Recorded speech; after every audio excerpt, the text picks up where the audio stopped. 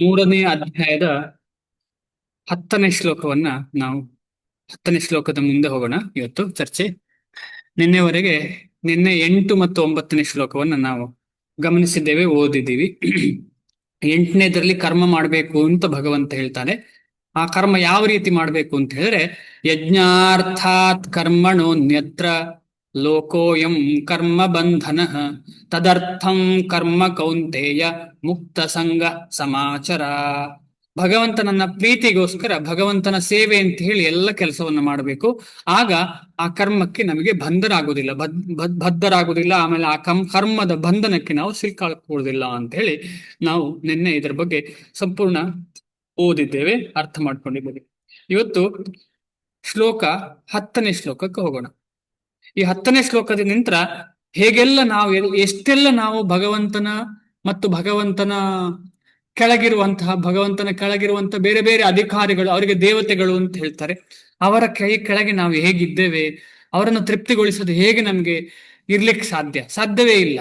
ಆ ರೀತಿಯ ಡಿಸ್ಕಷನ್ ಇಲ್ಲಿ ಆಗ್ತಾ ಉಂಟು. ಅದನ್ನ ಅರ್ಥ ಮಾಡ್ಕೊಳ್ಳೋದು.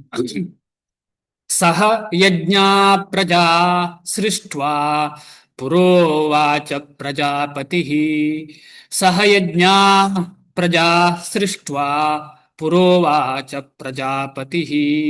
ಸಹ ಯಜ್ಞಾ ಪ್ರಜಾ ಸೃಷ್ಟ್ವಾ ಪುರೋವಾಚ ಪ್ರಜಾಪತಿ.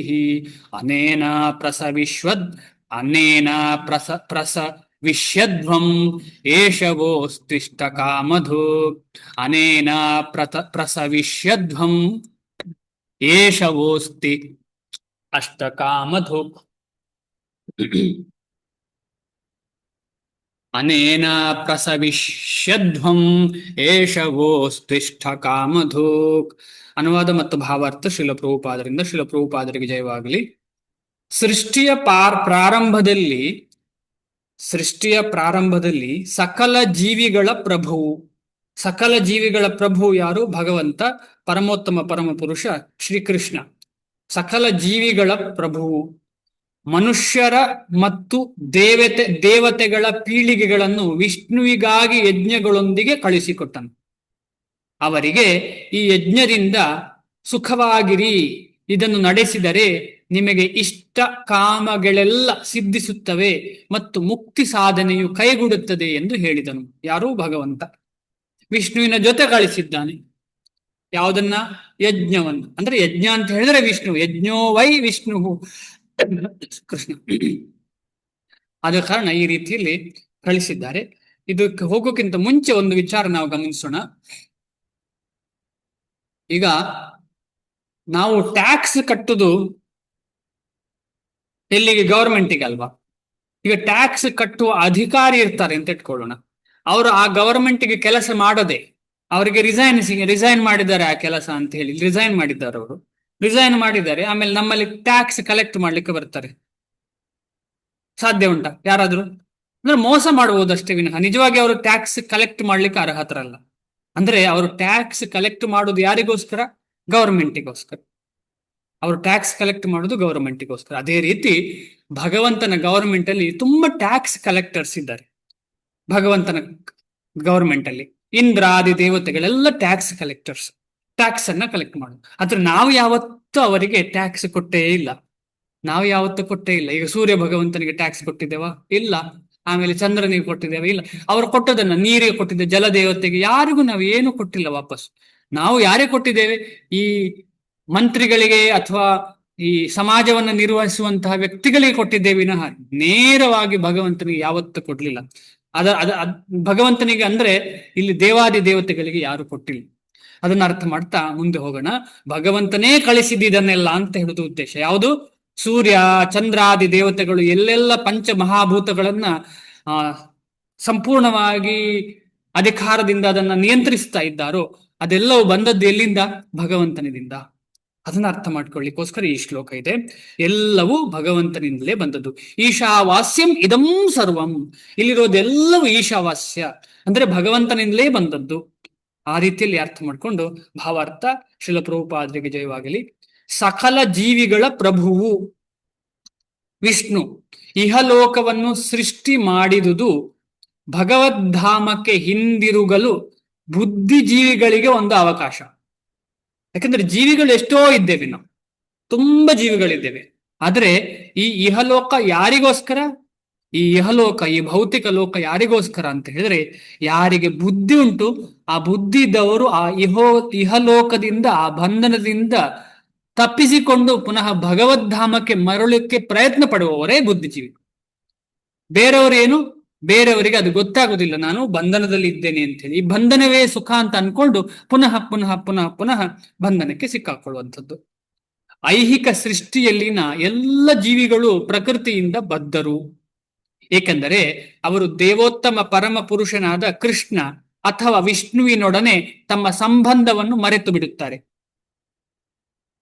ಯಾವಾಗ ನಾವು ಭಗವಂತನೊಟ್ಟಿಗೆ ನಮಗೆ ಸಂಬಂಧ ಇದೆ ಅಂತ ಹೇಳುದನ್ನು ಮರ್ತಿದ್ದೇವೋ, ಆಗ್ಲೇ ನಮಗೆ ಈ ಸಂಕಷ್ಟ ಎದುರಾದ್ದು. ಯಾವುದು ಸಂಕಷ್ಟ? ಈ ಭೌತಿಕ ಜಗತ್ತಿನೊಟ್ಟಿಗೆ ನಮ್ಮ ಸಂಪರ್ಕ, ಅದೇ ನಮ್ಮ ಸಂಕಷ್ಟ. ಅದು ಯಾಕಾಯ್ತು ಅಂತ ಹೇಳಿದ್ರೆ, ಭಗವಂತನ ಬಗ್ಗೆ ನಮಗೆ ಗೊತ್ತಿಲ್ಲ, ಭಗವಂತನ ಬಗ್ಗೆ ನಮಗೆ ಸಂಬಂಧ ಇಲ್ಲ. ಸಂಬಂಧ ಇಲ್ಲ, ಅಭಿಧೇಯ ಇಲ್ಲ, ಪ್ರಯೋಜನ ಇಲ್ಲ, ಏನು ಪ್ರಯೋಜನ ಇಲ್ಲ ನಮ್ಮ ಜೀವನ ಅಂತಾಗಿದೆ. ಯಾವಾಗ ನಾವು ಭಗವಂತನ ಬಗ್ಗೆ ತಿಳಿಲಿಕ್ಕೆ ಪ್ರಯತ್ನ ಪಡ್ತೇವೆ, ಆಗ ನಿಧಾನವಾಗಿ ಅವನ ಜೊತೆ ಸಂಬಂಧ ಏರ್ಪಟ್ಟು ಪರಮೋತ್ತಮ ಪರಮ ಪ್ರಯೋಜನವಾದ ಭಗವಂತನ ಸೇವೆ ದೊರಕ್ತದೆ ನಮಗೆ. ನಮಗೆ ಈಗ ನಾವೆಲ್ಲ ಮಾತಾಡ್ತಿದ್ದೇವೆ, ಎಲ್ಲ ಮಾಡ್ತಿದ್ದೇವಲ್ಲ, ಇದು ಒಂದು ಯಜ್ಞವೇ, ಇದು ಒಂದು ಯಜ್ಞವೇ. ಈ ಯಜ್ಞ ಸಿಕ್ಕಿದೆ ಹೇಗೆ? ಈ ಸಿಕ್ಕಿದ್ದು ಹೇಗೆ ಅಂದ್ರೆ ಭಗವಂತನ ಒಂದು ಅನುಕಂಪದಿಂದ ನಮ್ಗೆ. ಎಲ್ರಿಗೂ ಸಿಕ್ಕಿದ್ದಿಲ್ಲ ಅಲ್ವಾ? ಎಲ್ರಿಗೂ ಸಿಗಲ್ದಿತ್ತ ಇದು. ಎಷ್ಟೋ ಜನ ವ್ಯಕ್ತಿಗಳಿದ್ದಾರೆ, ಆದ್ರೆ ಎಲ್ರೂ ಇದನ್ನು ಮಾಡ್ತಾರ? ಇಲ್ಲ, ಮಾಡೋದಿಲ್ಲ. ವೇದ ತತ್ವಗಳು ಈ ಸನಾತನ ಬಾಂಧವ್ಯವನ್ನು ಅರಿತುಕೊಳ್ಳಲು ಸಹಾಯ ಮಾಡುತ್ತವೆ.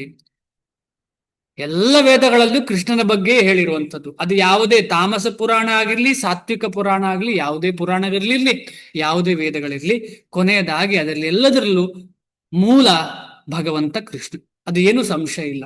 ಅದಕ್ಕೋಸ್ಕರ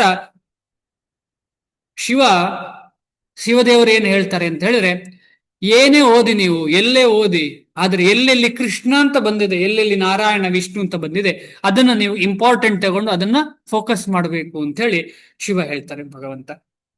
ಅದನ್ನ ನಾವು ಪರಮೋತ್ತಮ ವೈಷ್ಣವನಾದಂತಹ ಶಿವದೇವರು ಹೇಳುವುದನ್ನು ನಾವು ತಗೊಳ್ಳದೆ ನಾವೇನ್ ಮಾಡ್ತೀವಿ? ಓ, ಅಲ್ಲಿ ಹಾಗೆ ಹೇಳಿದ್ದಾರೆ, ಇಲ್ಲಿ ಹೇಗಿದ್ದೇವೆ ಅಂತ. ಆಗ ನಾವು ನಿಜವಾಗಿ ಶಿವಭಕ್ತರ ಅಲ್ವಾ? ಅಲ್ಲ. ಆರಾಧನಾನಾಂ ಸರ್ವೇಷಾಂ ವಿಷ್ಣುರಾರಾಧನಂ ಪರಂ ತಸ್ಮಾತ್ ಪರತರಂ ದೇವಿ ತದೀಯಾನಾಂ ಸಮಾರ್ಚನಂ ಅಂತ ಹೇಳಿ ಶಿವ ದೇವರು ಹೇಳ್ತಾರೆ ಪಾರ್ವತಿಯಲ್ಲಿ. ಪಾರ್ವತಿಯಲ್ಲಿ ಏನ್ ಹೇಳ್ತಾರೆ? ಅಮ್ಮ ಪಾರ್ವತಿಯಲ್ಲಿ ಹೇಳ್ತಾರೆ, ಶಿವ ಹೇಳ್ತಾರೆ, ಎಲ್ಲ ಆರಾಧನೆಗಳಲ್ಲಿ ಉತ್ತಮವಾದ ಆರಾಧನೆ ಅಂತ ಹೇಳಿದ್ರೆ ಕೃಷ್ಣ ಅಥವಾ ನಾರಾಯಣ ಅಥವಾ ವಿಷ್ಣುವಿನ ಆರಾಧನೆ. ಆರಾಧನಾನಾಂ ಸರ್ವೇಷಾಂ ವಿಷ್ಣೋರಾರಾಧನಂ ಪರಂ. ಆದ್ರೆ ಅದಕ್ಕಿಂತ ಮಿಗಿಲಾದ್ದಿದೆ, ತಸ್ಮಾತ್ ಪರತರಂ ದೇವಿ. ಅದಕ್ಕಿಂತ ಮಿಗಿಲಾದ್ದೇನಿದೆ? ತದೀಯಾನಾಂ ಸಮಾರ್ಚನಂ. ಅದಕ್ಕಿಂತ ಮಿಗಿಲಾದ್ದು ಅಂತ ಹೇಳಿದ್ರೆ ಅವನ ಭಕ್ತರ ಸೇವೆ, ಭಕ್ತರ ಪೂಜೆಯೇ ಅದರಿಂದ ಮಿಗಿಲಾದ್ದು. ಅಂದ್ರೆ ಯಾರು ಭಗವಂತನ ಭಕ್ತರನ್ನ ಪೂಜಿಸ್ತಾರೋ, ಈಗ ಶ್ರೀಲ ಪ್ರಭುಪಾದರಾಗ್ಲಿ ಅಂತ ಆಚಾರ್ಯರನ್ನು ಯಾರು ಪೂಜಿಸ್ತಾರೋ ಅವರಿಗೆ ಕೃಷ್ಣ ತುಂಬಾ ಇಷ್ಟ. ಆಮೇಲೆ ಶಿವನಿಗೂ ಇಷ್ಟ, ಎಲ್ರಿಗೂ ಇಷ್ಟ. ಅಂದ್ರೆ ವೈಷ್ಣವ ಸೇವೆ ಮಾಡ್ಲಿಕ್ಕೆ ಎಲ್ಲೆಲ್ಲಿಲ್ಲೋ ಜನ ಬರ್ತಾರೆ. ಅಂದ್ರೆ ನಮಗೆಲ್ಲ ವೈಷ್ಣವ ಸೇವೆ ಮಾಡುವ ಅವಕಾಶ ಸಿಕ್ಕಿದೆ ಅಂತ ಹೇಳಿದ್ರೆ ಅದೊಂದು ಮಹಾಪುಣ್ಯ ನಮಗೆ. ಆ ಪುಣ್ಯ ಅಂತ ಹೇಳಿದ್ರೆ ಸುಮ್ಮನೆ ನಮ್ಮನ್ನ ಪುನಃ ಪುನಃ ಇಲ್ಲಿ ಕಟ್ಟಿ ಹಾಕಿಕೊಳ್ಳುವ ಪುಣ್ಯ ಅಲ್ಲ, ಅದು ನಮ್ಮನ್ನ ಈ ಬಂಧನದಿಂದ ಬಿಡಿಸುವಂತಹ ಪುಣ್ಯ. ಅದಕ್ಕೆ ಹೇಳುವಂಥದ್ದು ಭಕ್ತಿ ಅಂತ ಹೇಳಿ. ಭಗವಂತನ ಭಕ್ತರ ಸೇವೆ ಮಾಡುವುದು ಭಕ್ತಿಯಿಂದ ಮಾತ್ರ ಸಾಧ್ಯ, ಬೇರೆ ಯಾವುದರಿಂದಲೂ ಸಾಧ್ಯ ಇಲ್ಲ. ಇದು ಎಲ್ಲಿ ಕನ್ಫರ್ಮ್ ಮಾಡಿದ್ದಾರೆ? ಭಗವದ್ಗೀತೆಯಲ್ಲಿ ಮುಂದಿನ ಅಧ್ಯಾಯಗಳಲ್ಲಿ ಹೇಳಿದೆ, ವೇದೈಶ್ಚ ಸರ್ವೈ ಅಹಮೇವ ವೇದ್ಯ. ಎಲ್ಲ ವೇದಗಳಲ್ಲಿ ಯಾರನ್ನ ನೀವು ತಿಳ್ಕೊಳ್ಬೇಕು? ನನ್ನನ್ನೇ ನೀನು ತಿಳ್ಕೊಳ್ಬೇಕು ಅರ್ಜುನ. ಎಲ್ಲ ವೇದಗಳನ್ನು ಓದಿ ನಾನು ಕೃಷ್ಣ ಯಾರು ಅಂತ ನಿನಗೆ ಗೊತ್ತಿಲ್ಲ ಅಂತ ಆದ್ರೆ ಏನು ಪ್ರಯೋಜನ ಇಲ್ಲ ಅಂತ ಓದುವಂಥದ್ದು. ಎಲ್ಲಾ ವೇದ ಪಾರಂಗತರಾದ್ರೂ ಕೃಷ್ಣನೇ ಪರಮೋತ್ತಮ ಪರಮ ಪುರುಷ, ಅವನಿಂದಲೇ ಎಲ್ಲರೂ ಬಂದವರು, ಅವನೇ ಎಲ್ಲರನ್ನೂ ನೋಡಿಕೊಳ್ಳುವನು. ಅವನೇ ಎಲ್ಲರನ್ನು ನೋಡಿಕೊಳ್ಳುವನಂದ್ರೆ ಪ್ರತಿಯೊಂದು ವಿಚಾರವನ್ನು ಅವನೇ ನೋಡಿಕೊಳ್ಳುವನು ಅಂತ ನಮಗೆ ಸಂಪೂರ್ಣ ಅರ್ಥ ಆಗ್ಲಿಲ್ಲ ಅಂತ ಹೇಳಿದ್ರೆ, ನಿತ್ಯೋ ನಿತ್ಯಾನಾಂ ಚೇತನ ಚೇತನಾನಾಂ ಏಕೋ ಬಹೂನಿ ವಿದಧಾತಿ ಕಾಮಾನ್. ಭಗವಂತ ಒಬ್ಬ, ಕೃಷ್ಣ ಮಾತ್ರ. ಆಮೇಲೆ ಕೃಷ್ಣ ಅಂತ ಹೇಳುವಾಗ ಇಲ್ಲಿ ಅರ್ಥ ಮಾಡಬೇಕು, ಕೃಷ್ಣ ಅಂದ್ರೆ ಕೃಷ್ಣನ ಎಕ್ಸ್ಪಾನ್ಷನ್ ಕೂಡ. ಅದಕ್ಕೆ ವಿಷ್ಣು ತತ್ವ ಅಂತ ಹೇಳ್ತಾರೆ. ಅದೇ ಇಲ್ಲಿ ವಿಷ್ಣು ಅಂತ ಬಂದಿದೆ. ಆದ್ರೆ ವಿಷ್ಣುವಿಗೆ ಮೂಲ ಯಾರು ಅಂತ ಹೇಳಿದ್ರೆ ಕೃಷ್ಣ. ಅಂದ್ರೆ ಕೃಷ್ಣ ತತ್ವ ಅಥವಾ ವಿಷ್ಣು ತತ್ವ. ಅವನು ಒಬ್ಬನೇ ಅಂದ್ರೆ ಒಂದೇ ತತ್ವ. ಅದು ವಿಷ್ಣು ತತ್ವ ಅಂದ್ರೆ ಒಂದೇ. ಆ ವಿಷ್ಣು ತತ್ವ ಎಲ್ಲರನ್ನು ನೋಡಿಕೊಳ್ತದೆ. ಏಕೋ ಬಹೂನಾಂ, ಒಬ್ಬನೇ ಎಲ್ಲರನ್ನೂ ವಿದಧಾತಿ ಕಾಮಾನ್, ತೃಪ್ತಿಪಡಿಸುವವನು. ಬೇರೆ ಯಾರು ನಮ್ಮನ್ನು ತೃಪ್ತಿಪಡಿಸ್ಲಿಕ್ಕೆ ಸಾಧ್ಯ ಇಲ್ಲ, ಭಗವಂತ ಮಾತ್ರ ನಮ್ಮನ್ನು ತೃಪ್ತಿಪಡಿಸ್ಲಿಕ್ಕೆ ಸಾಧ್ಯ. ಬೇರೆ ಯಾರಾದ್ರೂ ತೃಪ್ತಿಪಡಿಸ್ತಿದ್ದಾರೆ ಅಂತ ಹೇಳಿದ್ರೆ ಅದಕ್ಕೆ ಭಗವಂತನ ಮುಖಾಂತರ ತೃಪ್ತಿ ಆಗ್ತಾ ಉಂಟು ವಿನಃ ಸಾಧ್ಯವೇ ಇಲ್ಲ ಇಲ್ಲರೇ. ಆದ ಕಾರಣ ನಾವು ಅರ್ಥ ಮಾಡ್ಕೊಳ್ಬೇಕು, ಭಗವಂತ ಒಬ್ಬನೇ. ಆ ಭಗವಂತ ಒಬ್ಬನೇ ಅಂತ ಹೇಳಿದ್ರೆ ಈ ಗುರು ತತ್ವ ಹೇಗೆ ಒಂದು, ಅದೇ ರೀತಿ ಕೂಡ ವೈಷ್ಣವ ತತ್ವ ಒಂದು. ಈಗ ನಾವ್ ಹೇಳ್ತೇವೆ ನನ್ನ ಗುರುಗಳು ಇದು, ಅವರ ಗುರುಗಳು ಇವರು ಅಂತ ಹೇಳಿ. ಗುರುಗಳ ಜಗಳ ಆಗ್ತಾ ಉಂಟು ಇಲ್ಲಿ. ಅಂದ್ರೆ ನನ್ನ ಗುರು ನಿನ್ನ ಗುರು ಅಂತ ಹೇಳಿ ವಿಪರ್ಯಾಸ. ಇದು ವಿಪರ್ಯಾಸ, ಹಾಗೆ ಆಗ್ಬಾರ್ದು. ಗುರು ಅಂತ ಹೇಳಿದ್ರೆ ಒಂದು ತತ್ವ, ಅದು ಭಗವಂತನ ಒಂದು ಅಂಗ. ಭಗವಂತನ ಒಂದು ಅಂಗ. ಆ ತತ್ವ ಒಂದೇ, ಎಲ್ಲಿ ಹೋದ್ರೂ ಅದು ಬದಲಾವಣೆ ಆಗ್ಲಿಕ್ಕೆ ಸಾಧ್ಯ ಇಲ್ಲ. ಯಾರು ಭಗವಂತನ ಬಗ್ಗೆ ಹೇಳ್ತಾರೆ ಅವರು ಗುರು ತತ್ವದಲ್ಲಿ ಒಂದು ಅಂಶ. ಗುರು ತತ್ವದಲ್ಲಿ ಒಂದು ಅಂಶ. ಅವರು ಬೇರೆ ಬೇರೆ ರೀತಿಯಲ್ಲಿ ಇರ್ಬೋದು. ಶಿಕ್ಷಾ ಗುರುಗಳಾಗಿರ್ಬೋದು, ದೀಕ್ಷಾ ಗುರುಗಳು ಆಗಿರ್ಬೋದು, ಪಥ ಪ್ರದರ್ಶಕ ಗುರುಗಳಾಗಿರ್ಬೋದು, ಶ್ರವಣ ಗುರುಗಳಾಗಿರ್ಬೋದು. ಯಾವ ರೀತಿಯ ಗುರುಗಳು, ಬೇರೆ ಬೇರೆ ರೀತಿಯಲ್ಲಿ ಗುರುಗಳಿದ್ದಾರೆ. ಈ ಎಲ್ಲ ಗುರುಗಳು, ತಾಯಿಯೂ ಒಂದು ಗುರುವೇ. ತಾಯಿ ಭಗವಂತ ಕೃಷ್ಣನ ಬಗ್ಗೆ ಹೇಳಿದ್ರೆ ತಾಯಿಯೂ ಒಂದು ಗುರುವೇ, ತಂದೆಯೂ ಒಂದು ಗುರುವೇ. ಗುರು ಆದ ಕಾರಣ ಎಲ್ಲರೂ ಗುರು ಆಗ್ಲಿಕ್ಕೆ ಪ್ರಯತ್ನ ಪಡಬೇಕು. ಎಲ್ಲ ಗುರು ಆಗುವುದು ಅಂದ್ರೆ ಏನು? ಎಲ್ಲರೂ ಭಗವಂತನ ಬಗ್ಗೆ ತಿಳ್ಕೊಂಡು ಅದನ್ನ ಹೇಳಲಿಕ್ಕೆ, ಆಮೇಲೆ ಅದನ್ನ ಫಾಲೋ ಮಾಡ್ಲಿಕ್ಕೆ ಪ್ರಯತ್ನ ಪಡಬೇಕು. ಭಗವದ್ಗೀತೆಯಲ್ಲಿ ವೇದೈಶ್ಚ ಸರ್ವೈರಹಮೇವ ವೇದ್ಯ ವೇದಾಂತ ಕೃತ್ವೇದ ವಿದೇಹ ಚಾಹಂ ಅಂತ ಹೇಳಿ, ವೇದದ ಅಂತವೂ ಎಲ್ಲವೂ ಭಗವಂತನ ಬಗ್ಗೆ ಹೇಳ್ತಾ ಇರುವಂಥದ್ದು.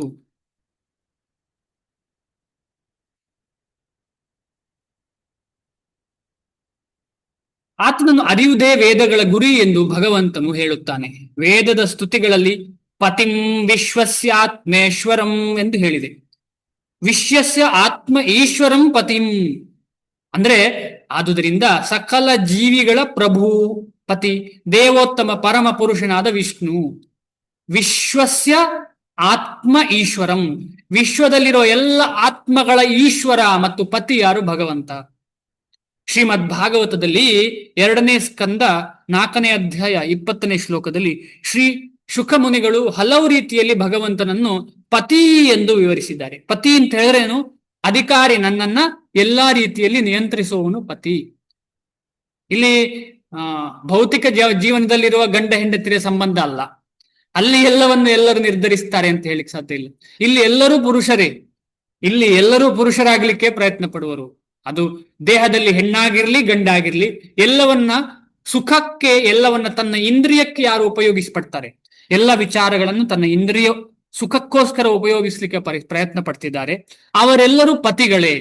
ನಾವೆಲ್ಲ ಪತಿಗಳಾಗ್ಲಿಕ್ಕೆ ಪ್ರಯತ್ನ ಪಡ್ತಾರೆ. ಅಂದ್ರೆ ನಾವೆಲ್ಲ ಪುರುಷರು, ಆದ್ರೆ ನಾವು ನಿಜವಾಗಿ ಪುರುಷರು ಯಾರೂ ಅಲ್ಲ, ನಾವೆಲ್ಲ ಪ್ರಕೃತಿಗಳು. ಆದ ಕಾರಣ ನಾವು ಪ್ರಕೃತಿ ಅಂದ್ರೆ ಭಗವಂತನ ದಾಸರಾದಂಥವರು ಭಗವಂತನಿಂದ ವಿಮುಖರಾಗಿ ಪುರುಷನಾಗಿ ನಾನೇ ಎಲ್ಲವ, ನನ್ನದೇ ಗಂಡ, ನನ್ನದೇ ಹೆಂಡತಿ, ನನ್ನದೇ ಮನೆ ಅಂತ ಹೇಳಿ ಪುರುಷ ಸ್ವಭಾವ ನಮ್ಮೆಲ್ಲರಲ್ಲೂ ಇದೆ. ಆದ ಕಾರಣ ನಾವು ನಿಜವಾಗಿ ಭಗವಂತನಿಗೆ ಆ ಪುರುಷ ಸ್ವಭಾವ ಇರುವುದು ನಮಗೆ ಅದು ತಕ್ಕುದಲ್ಲ. ನಾವು ಭಗವಂತನ ದಾಸರಾಗಿ ಭಗವಂತನಿಗೆ ಸರ್ವೆಂಟ್ ಆಗ್ಬೇಕು. ನಾವು ಯಾವ ರೀತಿಯಲ್ಲೂ ಬಾಸ್ ಆಗ್ಲಿಕ್ಕೆ ಸಾಧ್ಯ ಇಲ್ಲ. ಏನ್ ಹೇಳ್ತಾ ಇದ್ದಾರೆ? ಯಾರೆಲ್ಲ ಭಗವಂತ ಹೇಗೆ ಪತಿ ಅಂತ, ಶ್ರಿಯ ಪತಿರ್ ಯಜ್ಞ ಪತಿ ಪ್ರಜಾಪತಿರ್ ಧಿಯಾಂ ಪತಿರ್ ಲೋಕ ಪತಿರ್ಧರಾಪತಿ ಪತಿರ್ ಗತಿಶ್ಚಾಂಧಕರ್ ಅಂಧಕ ವೃಷ್ಣಿ ಸಾತ್ವತಾಂ ಪ್ರಸೀದತಾಂ ಮೇ ಭಗವಾನ್ ಸತಾಂ ಪತಿ. ಶ್ರಿಯಪತಿ ಅಂದ್ರೆ ಎಲ್ಲ, ಶ್ರೀ ಅಂದ್ರೆ ಎಲ್ಲ ಐಶ್ವರ್ಯಗಳ ಒಡೆಯ. ಅದು ನಿಮ್ಗೆ ಗೊತ್ತಲ್ಲ, ಐಶ್ವರ್ಯಸ್ಯ ಸಮಗ್ರಸ್ಯ ವೀರ್ಯಸ್ಯ ಯಶಃ ಶ್ರಿಯ ಜ್ಞಾನ ವೈರಾಗ್ಯಯೋಶ್ಚೈವ ಎಲ್ಲ ಷಡಂಗಂಬ ಇತಿ ಗಣ. ಈ ಆರು ಐಶ್ವರ್ಯಗಳಿದೆಯಲ್ಲ ಅದೆಲ್ಲರ ಅಧಿಪತಿ ಯಾರು? ಭಗವಂತ ಕೃಷ್ಣ. ಶ್ರಿಯಪತಿ ಯಜ್ಞಪತಿ, ಎಲ್ಲ ಯಜ್ಞಗಳಲ್ಲಿ ಕೊಡುವುದು, ಆಹುತಿ ಎಲ್ಲ ಎಲ್ಲಿಗೆ ಹೋಗುದು? ಕೊನೆಗೆ ಭಗವಂತನಿಗೆ. ಅದಕ್ಕೆ ಹೇಳ್ತಾರೆ ಭಗವಂತ ಎಲ್ಲ ಯಜ್ಞದಿಂದ ಭೋಕ್ತಾರಂ ಯಜ್ಞ ತಪಸಾಂ ಅಂತ ಮುಂದೆ ಬರುತ್ತದೆ. ಭೋಕ್ತ, ಎಲ್ಲ ಯಜ್ಞಗಳ ಭೋಗ ಯಾರು ತಗೊಳ್ಳೋದಂಥದ್ದು ಅಂತ ಹೇಳಿದ್ರೆ, ಎಲ್ಲ ತಪಸ್ಸಿನ ಭೋಗ ಯಾರು ತಗೊಳ್ಳೋದು ಅಂತ ಹೇಳಿದ್ರೆ ಭಗವಂತ ಕೃಷ್ಣನೇ, ಬೇರೆ ಯಾರು ಅಲ್ಲ. ಯಜ್ಞಪತಿ ಪ್ರಜಾಪತಿ, ಎಲ್ಲಾ ಪ್ರಜೆಗಳನ್ನ ಸೃಷ್ಟಿಸಿದಂತಹ ಪ್ರಜಾಪತಿಗಳಾದ ಬ್ರಹ್ಮ ಮುಂತಾದಗಳ ಎಲ್ಲರ ಪತಿ ಯಾರು? ಕೃಷ್ಣ. ಎಲ್ಲ ಪ್ರಜೆಗಳ ಪತಿ, ಪ್ರಜೆಯನ್ನು ಸೃಷ್ಟಿಸಿದಂತಹ ಶಿವಾದಿ ಬ್ರಹ್ಮಾದಿ ಬೇರೆ ಬೇರೆ ದೇವತೆಗಳ ಪತಿ ಯಾರು? ಭಗವಂತ ಕೃಷ್ಣ. ಧಿಯಾಂ ಪತಿ, ಎಲ್ಲರ ಜ್ಞಾನ ಉಂಟಲ್ಲ ನಮಗೆಲ್ಲ ಮಟೀರಿಯಲ್ ಅಂದ್ರೆ ಭೌತಿಕ ಜ್ಞಾನ ಮತ್ತು ಆಧ್ಯಾತ್ಮಿಕ ಜ್ಞಾನ, ಈ ಎಲ್ಲ ಜ್ಞಾನಗಳ ಪತಿ ಯಾರು? ಕೃಷ್ಣ. ಲೋಕಪತಿ, ಎಲ್ಲಾ ಲೋಕಗಳ ಪತಿ, ಬರೀ ಭೂಮಿ ಅಲ್ಲ, ಎಲ್ಲ ಎಷ್ಟು ಲೋಕಗಳಿದೆ ಅಲ್ಲೆಲ್ಲ ಲೋಕಗಳ ಪತಿ ಭಗವಂತ ಕೃಷ್ಣ. ಧರಾಪತಿ, ಆಮೇಲೆ ಈ ಭೂಮಿ, ನಾವಿಲ್ಲಿ ಬದುಕ್ತಿರುವಂತಹ ಭೂಮಿ, ಭೂಮಾತೆಯ ಗಂಡ ಯಾರು? ನಮಗೆಲ್ಲ ಗೊತ್ತುಂಟು, ಭೂಮಾತೆಯ ಗಂಡ ಕೃಷ್ಣ ಅಥವಾ ವಿಷ್ಣು. ಗತಿ, ನಮ್ಮೆಲ್ಲರ ಗತಿ ಯಾರು? ಅವನೇ ಭಗವಂತ. ಅವರೆಲ್ಲಿ ಹುಟ್ಟಿದ್ದು? ಅಂಧಕ ವೃಷ್ಣಿ ಸಾತ್ವತಾಂ, ವೃಷ್ಣಿ ವಂಶದಲ್ಲಿ. ಅಲ್ಲಿ ವೃಷ್ಣಿ ವಂಶದಲ್ಲಿ ಅಂಧಕಾದಿಗಳೆಲ್ಲ ಇದ್ದಾರೆ, ಬೇರೆ ಬೇರೆ ವೃಷ್ಣಿ ವಂಶದಲ್ಲಿ ಹುಟ್ಟಿದಂತಹ ಭಗವಂತ ನಮ್ಮನ್ನು ಪ್ರಸೀದತಾಂ, ನಮಗೆ ಒಳ್ಳೆ ರೀತಿಯ ಏನು ಕೊಡೋದು, ಒಳ್ಳೆ ರೀತಿಯ ಆಶೀರ್ವಾದವನ್ನು ಕೊಟ್ಟು ನಮ್ಮನ್ನ ಪ್ರಸೀದನಾಗ್ಲಿ ಅವನು ಭಗವಂತ, ನಮಗೂ ಆಶೀರ್ವಾದ ಕೊಡ್ಲಿ, ನಾನು ಹೀಗೆ ಮಾಡಿದಂಥ ಎಲ್ಲ ಯಜ್ಞಗಳಿಂದ ಭಗವಂತನಿಗೆ ಸುಪ್ರೀತವಾಗ್ಲಿ ಅಂತ ಹೇಳಿ ಯಾರು ಹೇಳ್ತಿದ್ದಾರೆ? ಶುಕಮನಿಗಳು ಹೇಳ್ತಿದ್ದಾರೆ ಶ್ರೀಮದ್ ಭಾಗವತದಲ್ಲಿ. ಪ್ರಜಾಪತಿಯು ಶ್ರೀ ವಿಷ್ಣು, ಅವನು ಎಲ್ಲ ಜೀವಿಗಳ, ಎಲ್ಲ ಲೋಕಗಳ, ಎಲ್ಲ ಚೆಲುವುಗಳ ಪತಿ, ಎಲ್ಲರ ರಕ್ಷಕ. ಭಗವಂತನು ಈ ಐಹಿಕ ಜಗತ್ತನ್ನು ಒಂದು ಉದ್ದೇಶದಿಂದ ಸೃಷ್ಟಿಸಿದ ಈ ಐಹಿಕ ಜಗತ್ತನ್ನು. ಯಾವುದು ಉದ್ದೇಶ? ಬದ್ಧ ಜೀವಿಗಳು ವಿಷ್ಣುವಿನ ಸಂತೃಪ್ತಿಗಾಗಿ ಯಜ್ಞಗಳನ್ನು ಮಾಡುವುದು ಹೇಗೆ ಎನ್ನುವುದನ್ನು ಕಲಿಯಬೇಕು. ಇದೇ ಉದ್ದೇಶ. ಯಜ್ಞ ಮಾಡುವುದು ಹೇಗೆ ಅಂತ ಕಲಿಯುವುದೇ ಈ ಭೂಮಿಯ ಉದ್ದೇಶ. ಅಂದ್ರೆ ಈ ಇಂದ್ರಿಯಗಳನ್ನ ಭಗವಂತನ ಸೇವೆಗೆ ತೊಡಗಿಸಿಕೊಳ್ಳುವುದೇ ಯಜ್ಞ. ಇಂದ್ರಿಯಗಳನ್ನ ಭಗವಂತನ ಸೇವೆಗೆ ತೊಡಗಿಸಿಕೊಳ್ಳುವುದೇ ಯಜ್ಞ. ಈಗ ನಾವು ನಮ್ಮ ಇಂದ್ರಿಯಗಳನ್ನೆಲ್ಲ ಭಗವಂತನ ಬಗ್ಗೆ ಕೇಳಲಿಕ್ಕೆ, ಭಗವಂತನ ಬಗ್ಗೆ ಓದ್ಲಿಕ್ಕೆ, ನೋಡ್ಲಿಕ್ಕೆ, ತಿಳ್ಕೊಳ್ಳಿಕ್ಕೆ ಪ್ರಯತ್ನ ಪಡುವಾಗ ಇದೊಂದು ಯಜ್ಞ. ಹರೇ ಕೃಷ್ಣ ಮಹಾಮಂತ್ರವೇ ನಿಜವಾದ ಯಜ್ಞ. ಹರೇ ಕೃಷ್ಣ ಮಹಾಮಂತ್ರ ಮಾಡುವಾಗ ನಾವು ನಮ್ಮ ಕಿವಿಗಳನ್ನ, ಕಣ್ಣನ್ನ ಎಲ್ಲವನ್ನ ಉಪಯೋಗಿಸಿ ಭಗವಂತನ ಸ್ಮರಣೆ ಮಾಡ್ತೇವೆ. ಅಂದ್ರೆ ಹರೇ ಕೃಷ್ಣ ಮಹಾಮಂತ್ರ ಮಾಡುವುದು ಭಕ್ತಿಯ ಕರ್ಮವಾ? ಯಾರಾದ್ರೂ ಪ್ರಶ್ನೆ ಹೇಳ್ತೀರಾ? ಹರೇ ಕೃಷ್ಣ ಮಹಾಮಂತ್ರ ಜಪ ಮಾಡುವುದು ಭಕ್ತಿಯ ಕರ್ಮವಾ?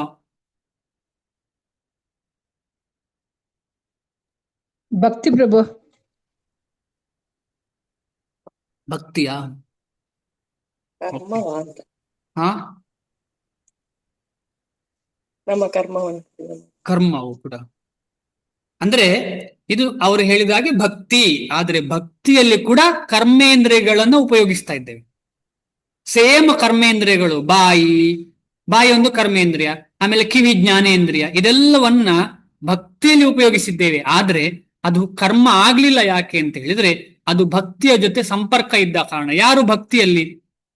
ನಮ್ಮ ನಾಲಿಗೆ ಭಕ್ತಿಯ, ಕಿವಿ ಭಕ್ತಿಯ, ಮೂಗು ಭಕ್ತಿಯ? ಯಾವುದು ಭಕ್ತಿ ಅಲ್ಲ. ಹರೇ ಕೃಷ್ಣ ಮಹಾಮಂತ್ರವೇ ಭಕ್ತಿ. ಅದೇ ಕೃಷ್ಣ, ಆ ಒಂದು ಶಬ್ದವೇ ಕೃಷ್ಣ.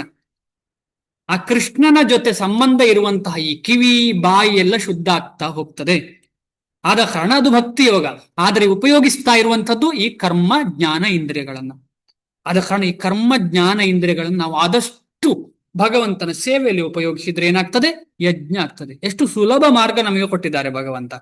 ಅದು ಈ ಕಲಿಯುಗದಲ್ಲಿ ಚೈತನ್ಯ ಮಹಾಪ್ರಭುಗಳು ಬಂದು ಸುಲಭವಾಗಿ ನಮ್ಗೆಲ್ರಿಗೂ ಎಲ್ಲಿ ಹೋದ್ರೂ ಮಾಡ್ಲಿಕ್ಕೆ ಆಗುದಿಲ್ಲ ಅಂತಿಲ್ಲ. ಟಾಯ್ಲೆಟ್ ಅಲ್ಲಿ ಕೂತು ಕೂಡ ಜಪ ಮಾಡಬಹುದು. ಅಂದ್ರೆ ಜಪ ಮಾಲೆ ತಕೊಂಡು ಹೋಗಿ ಅಂತಲ್ಲ, ಹರೇ ಕೃಷ್ಣ ಹರೇ ಕೃಷ್ಣ ಕೃಷ್ಣ ಅಂತ ಹೇಳ್ಬೋದು. ಯಾಕೆ ಹೇಳ್ಬಾರ್ದು?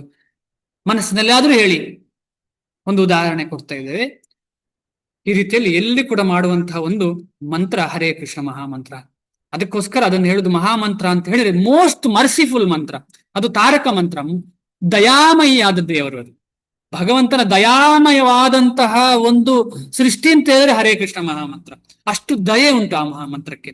ಆ ಮಂತ್ರದ ಬಗ್ಗೆ ನಮಗೆ ಎಷ್ಟೆಷ್ಟು ತಿಳಿತಿದೆಯೋ ಅಷ್ಟೆಷ್ಟು ಅದರ ಬಗ್ಗೆ ನಮಗೆ ಆಸಕ್ತಿ ಬೆಳೀತದೆ. ಇಮ್ಯಾಜಿನ್ ಮಾಡಿ, ಒಂದು ಸಲ ಮಹಾಮಂತ್ರ ಮಾಡಿದ್ರೆ ಎಷ್ಟೋ ಕೋಟಿ ಜನ್ಮಗಳ ಪಾಪ ಹೋಗ್ತದೆ.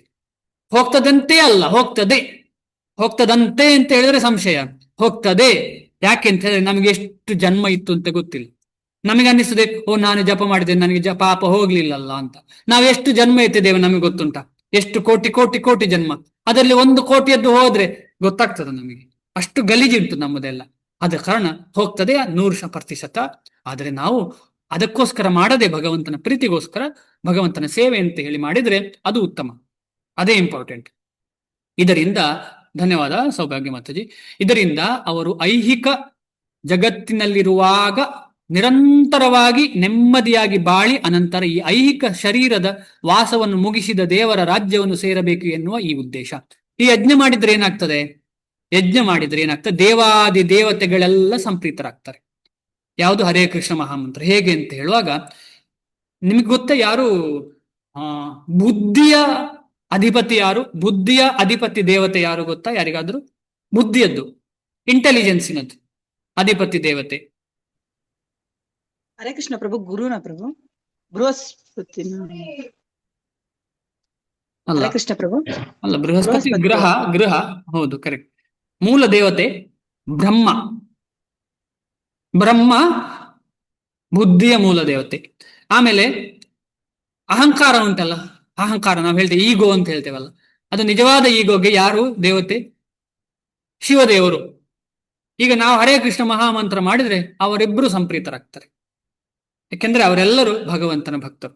ಅದಕ್ಕೋಸ್ಕರ ಶಾಸ್ತ್ರ ಏನ್ ಹೇಳ್ತದೆ ಅಂತ ಹೇಳಿ, ಯಥಾ ತರೋರ್ಮೂಲ ನಿಷೇಚನೇನ, ಯಥಾ ತರೋಹ ಮೂಲ ನಿಷೇಚನೇನ, ಇಲ್ಲಿವರೆಗೆ ಮಾಡಿದೇವಲ್ಲ, ಇಲ್ಲ ಮಿಸ್ ಆಗ್ಬೋದು ಉದ್ದೇಶ.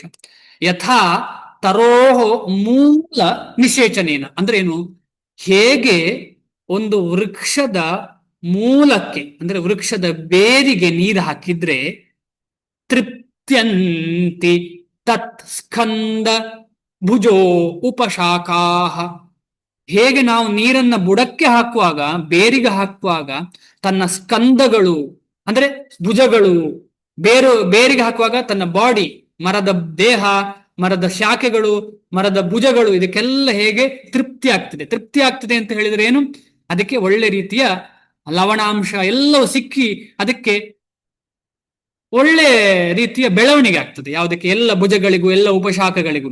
ತೃಪ್ತಿಯಂತೆ ಶಾಖ ಭುಜ ಉಪಶಾಖಾಹ. ಓಕೆ, ಇಷ್ಟಾದ ಮೇಲೆ ಇದು ಮಾತ್ರ ಅಲ್ಲ, ಹೇಗೆ ನಮ್ಮ ಶರೀರದಲ್ಲಿ ನಾವು ಹೊಟ್ಟೆಗೆ, ನಮ್ಮ ಹೊಟ್ಟೆಗೆ ಪ್ರಾಣಾಪಹಾರಾಚ್ಛ ಪ್ರಾಣ ಉಪಹಾರಾಚ್ಛ ಯಥೇಂದ್ರಿಯಾಣ, ಹೇಗೆ ನಾವು ಹೊಟ್ಟೆಗೆ ಊಟ ಕೊಡುವಾಗ ಹೇಗೆ ಎಲ್ಲ ಇಂದ್ರಿಯಗಳು, ಎಲ್ಲ ದೇಹದ ಅವಯವಗಳು ಅಂದ್ರೆ ಒಳ್ಳೆ ಖುಷಿಯಲ್ಲಿರ್ತವೆ.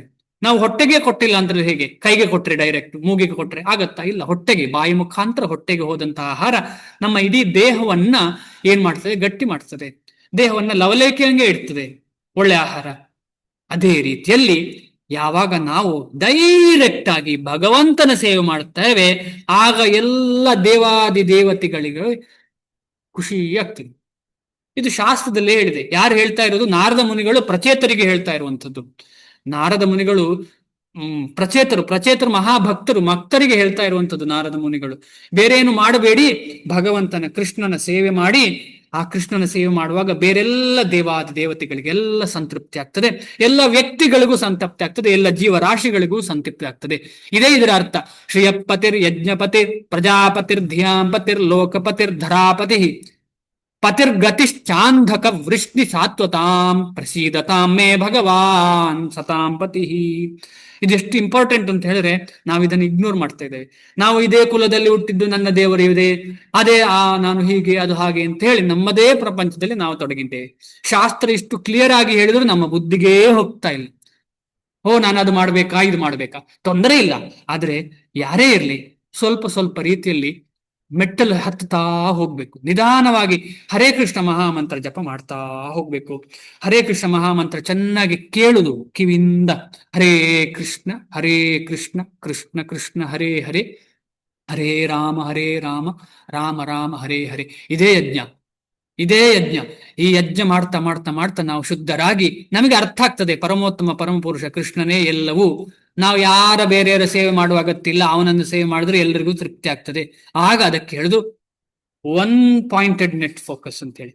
ಈಗ ಗಣಿತ ವಿದ್ಯಾರ್ಥಿ ಬೇರೆ ಪೇಪರ್ ಓದುದು, ಆಮೇಲೆ ಆಚೆ ಹೋಗಿ ಡ್ಯಾನ್ಸ್ ಮಾಡುದು, ಈಚೆ ಹೋಗಿ ಅದು ಮಾಡಿದರೆ ಅವನು ಒನ್ ಪಾಯಿಂಟೆಡ್ ಅಂತ ಹೇಳುದಿಲ್ಲ. ಆಮೇಲೆ ಅಮ್ಮ ಕೊಟ್ಟ ಕಾಫಿ ಟೀ ಬಗ್ಗೆ ಚಿಂತೆ ಮಾಡುದು, ಅಥವಾ ಏನು ಕುಕ್ ಮಾಡ್ತಾರೆ ಅಂತ ಕೇಳುದು, ಇದೆಲ್ಲ ಮಾಡಿದ್ರೆ ಒನ್ ಪಾಯಿಂಟೆಡ್ ಅಲ್ಲ. ಅವನಿಗೆ ಮಾರ್ಕ್ ಸಿಗ್ತದೆ ಇಲ್ವ ಅದು ಸೆಕೆಂಡ್ರಿ. ನಮಗೆ ಅದರ ಬಗ್ಗೆ ನಾವು ರಿಸಲ್ಟ್ ಬಗ್ಗೆ ಥಿಂಕ್ ಮಾಡ್ತಾ ಇಲ್ಲ.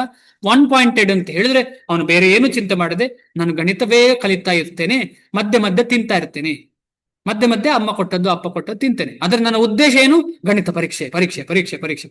ಅದೇ ರೀತಿಯಲ್ಲಿ ನಮ್ಮ ಜೀವನದಲ್ಲಿ ನಾವು ಈಗಲೇ ನಾವು 20, 30, 40 ಪರೀಕ್ಷೆ ಎಲ್ಲ ಮುಗ್ದು ಭೌತಿಕ ಪರೀಕ್ಷೆಗಳೆಲ್ಲ ಮುಗಿದು ನಾವೇ ದೊಡ್ಡವರು ಅಂತ ಹೇಳಿ ನಮ್ಮ ಜೀವನದಲ್ಲಿ ನಾವಿದ್ದೇವೆ. ಇಲ್ಲ, ನಾವು ನಿಜವಾದ ಪರೀಕ್ಷೆ ಸಾವು. ಆ ಸಾವಿನ ಸಮಯದಲ್ಲಿ ಕೃಷ್ಣ ನೆನಪಾಗಬೇಕು. ಆದ ಕಾರಣ ನಮಗೆ ಪ್ರತಿ ದಿವಸ ಪರೀಕ್ಷೆ, ಪ್ರತಿ ದಿವಸ ನಮಗೆ ಪ್ರಿಪರೇಷನ್, ಪ್ರತಿ ದಿವಸ. ಈಗ IAS IPS ಗೆ ಹೇಗೆ ಪರೀಕ್ಷೆಗೆ ರೆಡಿ ಆಗುವವನು ಯಾವತ್ತೂ ಓದುವುದರ ಬಗ್ಗೆ ಚಿಂತೆ ಮಾಡ್ತಾ ಇರ್ತಾನೆ. ಎಲ್ಲಿ ಹೋದ್ರು ಆ ಟೈಮ್ ವೇಸ್ಟ್ ಆಯ್ತು ಅಂತ ಥಿಂಕ್ ಮಾಡ್ತಿದ್ದಾನೆ. ಅದೇ ರೀತಿಯಲ್ಲಿ ನಾವು ಕೂಡ ಭಗವಂತನ ದಾಸರು. ನಾವು ಭಗವಂತನ ಸೇವೆ ಮಾಡುವುದನ್ನೇ ಚಿಂತೆ ಮಾಡಿ, ಭಗವಂತನ ಬಗ್ಗೆ ಚಿಂತೆ ಮಾಡಿದರೆ ಕೊನೆಯ ಪರೀಕ್ಷೆಯಲ್ಲಿ ನಾವು ಪಾಸಾಗಿ ಭಗವದ್ಧಾಮಕ್ಕೆ ತೆರಳುತ್ತೇವೆ. ಆದ ಕಾರಣ ನಾವೆಲ್ಲರೂ ಪ್ರಯತ್ನ ಪಡೋಣ. ಭಗವಂತನ ಸೇವೆಯನ್ನ ಮುಖ್ಯವಾಗಿ ನಮ್ಮ ಜೀವನದಲ್ಲಿ ಇಟ್ಕೊಂಡು ಬೇರೆಲ್ಲವನ್ನ ಮಾಡಬಾರದು ಅಂತ ಇಲ್ಲ ಯಾವುದು ಕೂಡ, ಆದ್ರೆ ಇದು ಮುಖ್ಯ. ಹೇಗೆ ಒಬ್ಬ IPS ಅಧಿಕಾರಿ ಓದುವಾಗ ಎಲ್ಲವನ್ನು ಮಾಡ್ತಾನೋ, ಊಟ ಮಾಡುದು, ಟಾಯ್ಲೆಟ್ಗೆ ಹೋಗುದು, ಸ್ನಾನ ಮಾಡುದು ಎಲ್ಲ ಮಾಡ್ತಾನೆ, ಬೇರೆಯವರಲ್ಲಿ ಏನು 10 ನಿಮಿಷ ಮಾತಾಡುದೆಲ್ಲ ಮಾಡ್ತಾನೆ. ಆದ್ರೆ ಅವನ ಜೀವನದಲ್ಲಿ ಉದ್ದೇಶ ಏನು, ಹೃದಯದಲ್ಲಿ ಇರುವುದೇನು? ನಾನು IPS ಪರೀಕ್ಷೆಯನ್ನು ಪಾಸ್ ಆಗ್ಬೇಕು, IPS ಕೆಲಸ ಸಿಗ್ಬೇಕು ನನಗೆ ಅಂತ ಹೇಳ್ತಾ ಇರ್ತಾನೆ. ಅದೇ ರೀತಿಯಲ್ಲಿ ನಾವು ಇರಬೇಕು. ಇದು ಫಸ್ಟ್ ಸ್ಟೆಪ್. ನಾನು ಯಾವತ್ತು ಸೇವೆಯಲ್ಲೇ ಇರಬೇಕು, ಜಪ ಮಾಡ್ತಾ ಇರಬೇಕು ಅಂತ ಮನಸ್ಸಿನಲ್ಲಿ. ಇದು ಸ್ಟ್ರೆಸ್ ಆಗ್ಲಿಕ್ಕಲ್ಲ ಇರಬಾರ್ದು, ನಮಗೆ ಅದು ಸ್ಟ್ರೆಸ್ ಆಗಬಾರ್ದು. ಖುಷಿಯಲ್ಲಿ ಎಷ್ಟಾಗ್ತೋ ಅಷ್ಟು ನಾನು ಪ್ರಯತ್ನ ಪಡ್ತೇನೆ ಅಂತ ಹೇಳುವಂಥದ್ದು. ಬದ್ಧ ಆತ್ಮಕ್ಕೆ ಇದು ಸಮಗ್ರ ಕಾರ್ಯಕ್ರಮ ಇದೇ ಹೇಳ್ತಾ ಇರುವಂಥದ್ದು. ನಮಗೆ ಇದು ಸಮಗ್ರ ಕಾರ್ಯಕ್ರಮ, ಇಡೀ ದಿವಸದ ಕಾರ್ಯಕ್ರಮ. ಇದು ಒಂದು ಅರ್ಧ ಗಂಟೆ ಮಾಡಿ ಬಿಡುವ ಕಾರ್ಯಕ್ರಮ ಅಲ್ಲ. ಇಡೀ ದಿವಸ, ಬೆಳಿಗ್ಗೆ, ರಾತ್ರಿ, ಸಂಜೆ, ಎಲ್ಲ ದಿವಸ, ಹಗಲು, ಮಧ್ಯೆ, ಮಲಗುವಾಗ ಎಲ್ಲ ಕಡೆ ಇರುವಂತಹ ಒಂದು ಸಮಗ್ರ ಅಂತ ಹೇಳಿದ್ರೆ ಸುಮ್ಮನೆ 1 ಗಂಟೆ ಎದ್ದಲ್ಲ. ನಾವೇನ್ ಮಾಡ್ತಿದ್ದೇವೆ? 1 ಗಂಟೆ ಜಪ, 1 ಗಂಟೆ ಓದೋದು, ಅದಾದ್ಮೇಲೆ ಕೃಷ್ಣ ಯಾರೋ, ನಾನು ಯಾರೋ, ಭಕ್ತರು ಯಾರೋ, ನಾನು ಯಾರೋ, ನನ್ನ ಜೀವನ ನನಗೆ ನನ್ನದೇ ಗಂಡ ಹೆಂಡತಿ ಮಕ್ಕಳು ಕೆಲಸ ಉಂಟು, ನೀನು ಯಾರು ಕೇಳೋನು ಅಂತ ನಮ್ಮ ಮನಸ್ಸಲ್ಲಿದೆ. ನನ್ನ ಜೀವನ ಅರ್ಧ ಭಕ್ತರದ್ದು, ಅರ್ಧ ಅಭಕ್ತರದ್ದು. ನನ್ನ ಜೀವನ ಅರ್ಧ ಭಕ್ತರದ್ದು, ಅಭಕ್ತರದ್ದು. ತೊಂದರೆ ಇಲ್ಲ, ಆದರೆ ನಿಧಾನವಾಗಿ ಅದರಿಂದ ಮೇಲೆ ಏಳುದಂಥದ್ದೇ ಉದ್ದೇಶ. ಇವು ಎಲ್ಲ ಭಗವಂತನ ಸೃಷ್ಟಿಯ ಉದ್ದೇಶ. ಇದರಿಂದ ಮೇಲೆ ಮೇಲೆ ಮೇಲೆ ಮೇಲೆ ಹೋಗ್ಬೇಕು. ಅಂದ್ರೆ ತಮೋ ಗುಣದಲ್ಲಿ ಇರೋನಿಗೆ ಇದು ಅರ್ಥ ಆಗುದಿಲ್ಲ. ಆದ್ರೆ ತಮೋ ಗುಣದಲ್ಲಿ ಇರೋನಿಗೆ ಈ ಕೆಲವು ವಿಚಾರಗಳನ್ನು ಮಾಡಬೇಕು ಅಂತ ಉಂಟು. ಈಗ ಫಾರ್ ಎಕ್ಸಾಂಪಲ್, ನಮ್ಮ ಮಂಗಳೂರಿ ಕಡೆ ಭೂತ ಆರಾಧನೆ ಅಂತ ಉಂಟು. ಭೂತ ಆರಾಧನೆ ಅಂತ ಹೇಳಿದ್ರೆ ಅವರಿಗೆ ಕೆಲವು ಮಾಂಸಾಹಾರ, ಇದನ್ನೆಲ್ಲ, ಕೋಳಿ ಅದನ್ನೆಲ್ಲ ಕೊಡುವಂಥದ್ದು ಇದೆ. ಇದೇನು ಅಂತ ಹೇಳಿದ್ರೆ ತಾಮಸಿಕ ಅಥವಾ ರಾಜಸಿಕ ಆದಂತಹ ಒಂದು ಪೂಜೆ ಪುನಸ್ಕಾರಗಳು. ಇದು ತಮೋಗುಣದಲ್ಲಿ ಇರುವವರಿಗೆ. ಅದರಿಂದ ಮೇಲೆ ಹೇಳ್ಬೇಕು. ಉದ್ದೇಶ ಏನು? ತಮೋಗುಣದಲ್ಲಿ ಇರಬಾರ್ದು, ಮೇಲೆ ಬರಬೇಕು ಅಂತ ಹೇಳಿ ಅದನ್ನು ಅವಕಾಶ ಕೊಟ್ಟಿದ್ದಾರೆ ಭಗವಂತ. ಅದನ್ನು ಕೀಳ್ತೋ ನೋಡ್ಲಿಕ್ಕಲ್ಲ, ಅವ್ರು ಹಾಗೆ ಅಂತ ಕೀಳಲ್ಲ, ಅಲ್ಲಿಂದ ಮೇಲೆ ಬರಬೇಕು ಅಂತ ಹೇಳೋ ಉದ್ದೇಶಕ್ಕೆ ಇರುವಂಥದ್ದು. ಈಗ ಚಿಕ್ಕ ಮಗುವಿಗೆ ನಡಿಲಿಕ್ಕೆ ಆಗುದಿಲ್ಲ, ಅಯ್ಯೋ ನೀನ್ ನಡಿಲಿಕ್ಕೆ ಆಗುದಿಲ್ಲ ಅಂತ ಯಾರಾದ್ರೂ ಹೇಳ್ತಾರ? ಇಲ್ಲ. ಖುಷಿ, ನಡಿಲಿಕ್ಕೆ ಆಗ್ತಾ ಇಲ್ಲ, ನಡೀತಾನೆ ಇನ್ನು ಅಂತ ಹೇಳೋ ಖುಷಿ ಮಗುವಿಗೆ, ಅಪ್ಪ ಅಮ್ಮನಿಗೆ. ಆದ್ರೆ ನಡೆಯುವುದೇ ಇಲ್ಲ, ನಿಲ್ಲುವುದೇ ಇಲ್ಲ ಅಂತ ಒಳಗೆ ಹೆದರಿಕೆ ಆಗ್ತದೆ.